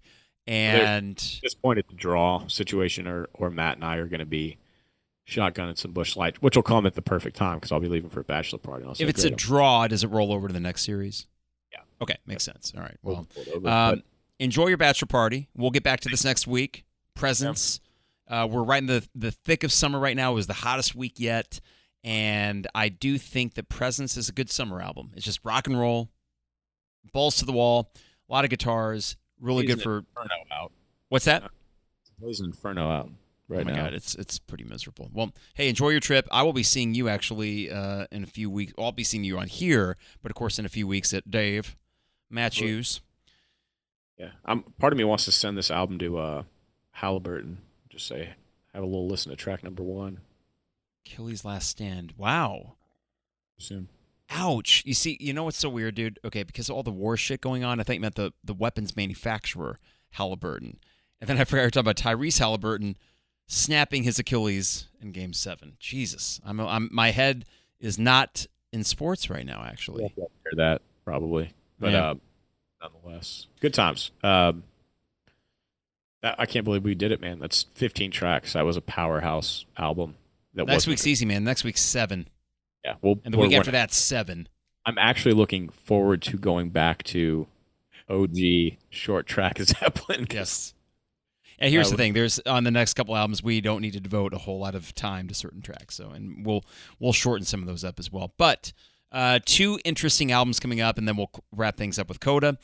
We are past the halfway point. We got a third of the series left for Led Zeppelin. It's been a blast doing it, and we got plenty of bands and albums left after that as well. But for Drop the Needleheads, I'm Mike Carpenter, and that's Ben Yates. Indeed. And what's the sign-off here? I got the little script. Do you want to do the sign-off? You did it last time, or do you want me to do it? I'll do it. Yeah, why All right, not? go ahead. You take it away. Fuck, let me find it. Drop the Needleheads where the records spin. Yeah, we're hitting all cylinders, ladies and gentlemen. It's 11:27 Eastern here in Louisville, Kentucky. The records spin, the bourbon flows. The breakdowns, in this case, are deeper than the inside of John Bonham's bass drum. This is Drop the Needleheads with Schmiggy and Yahtzee. We appreciate y'all listening. Looking forward to next week, and looking forward to presents and what's to come. Happy summer, everybody. Signing off. See you next week. Drop the Needleheads. Drop the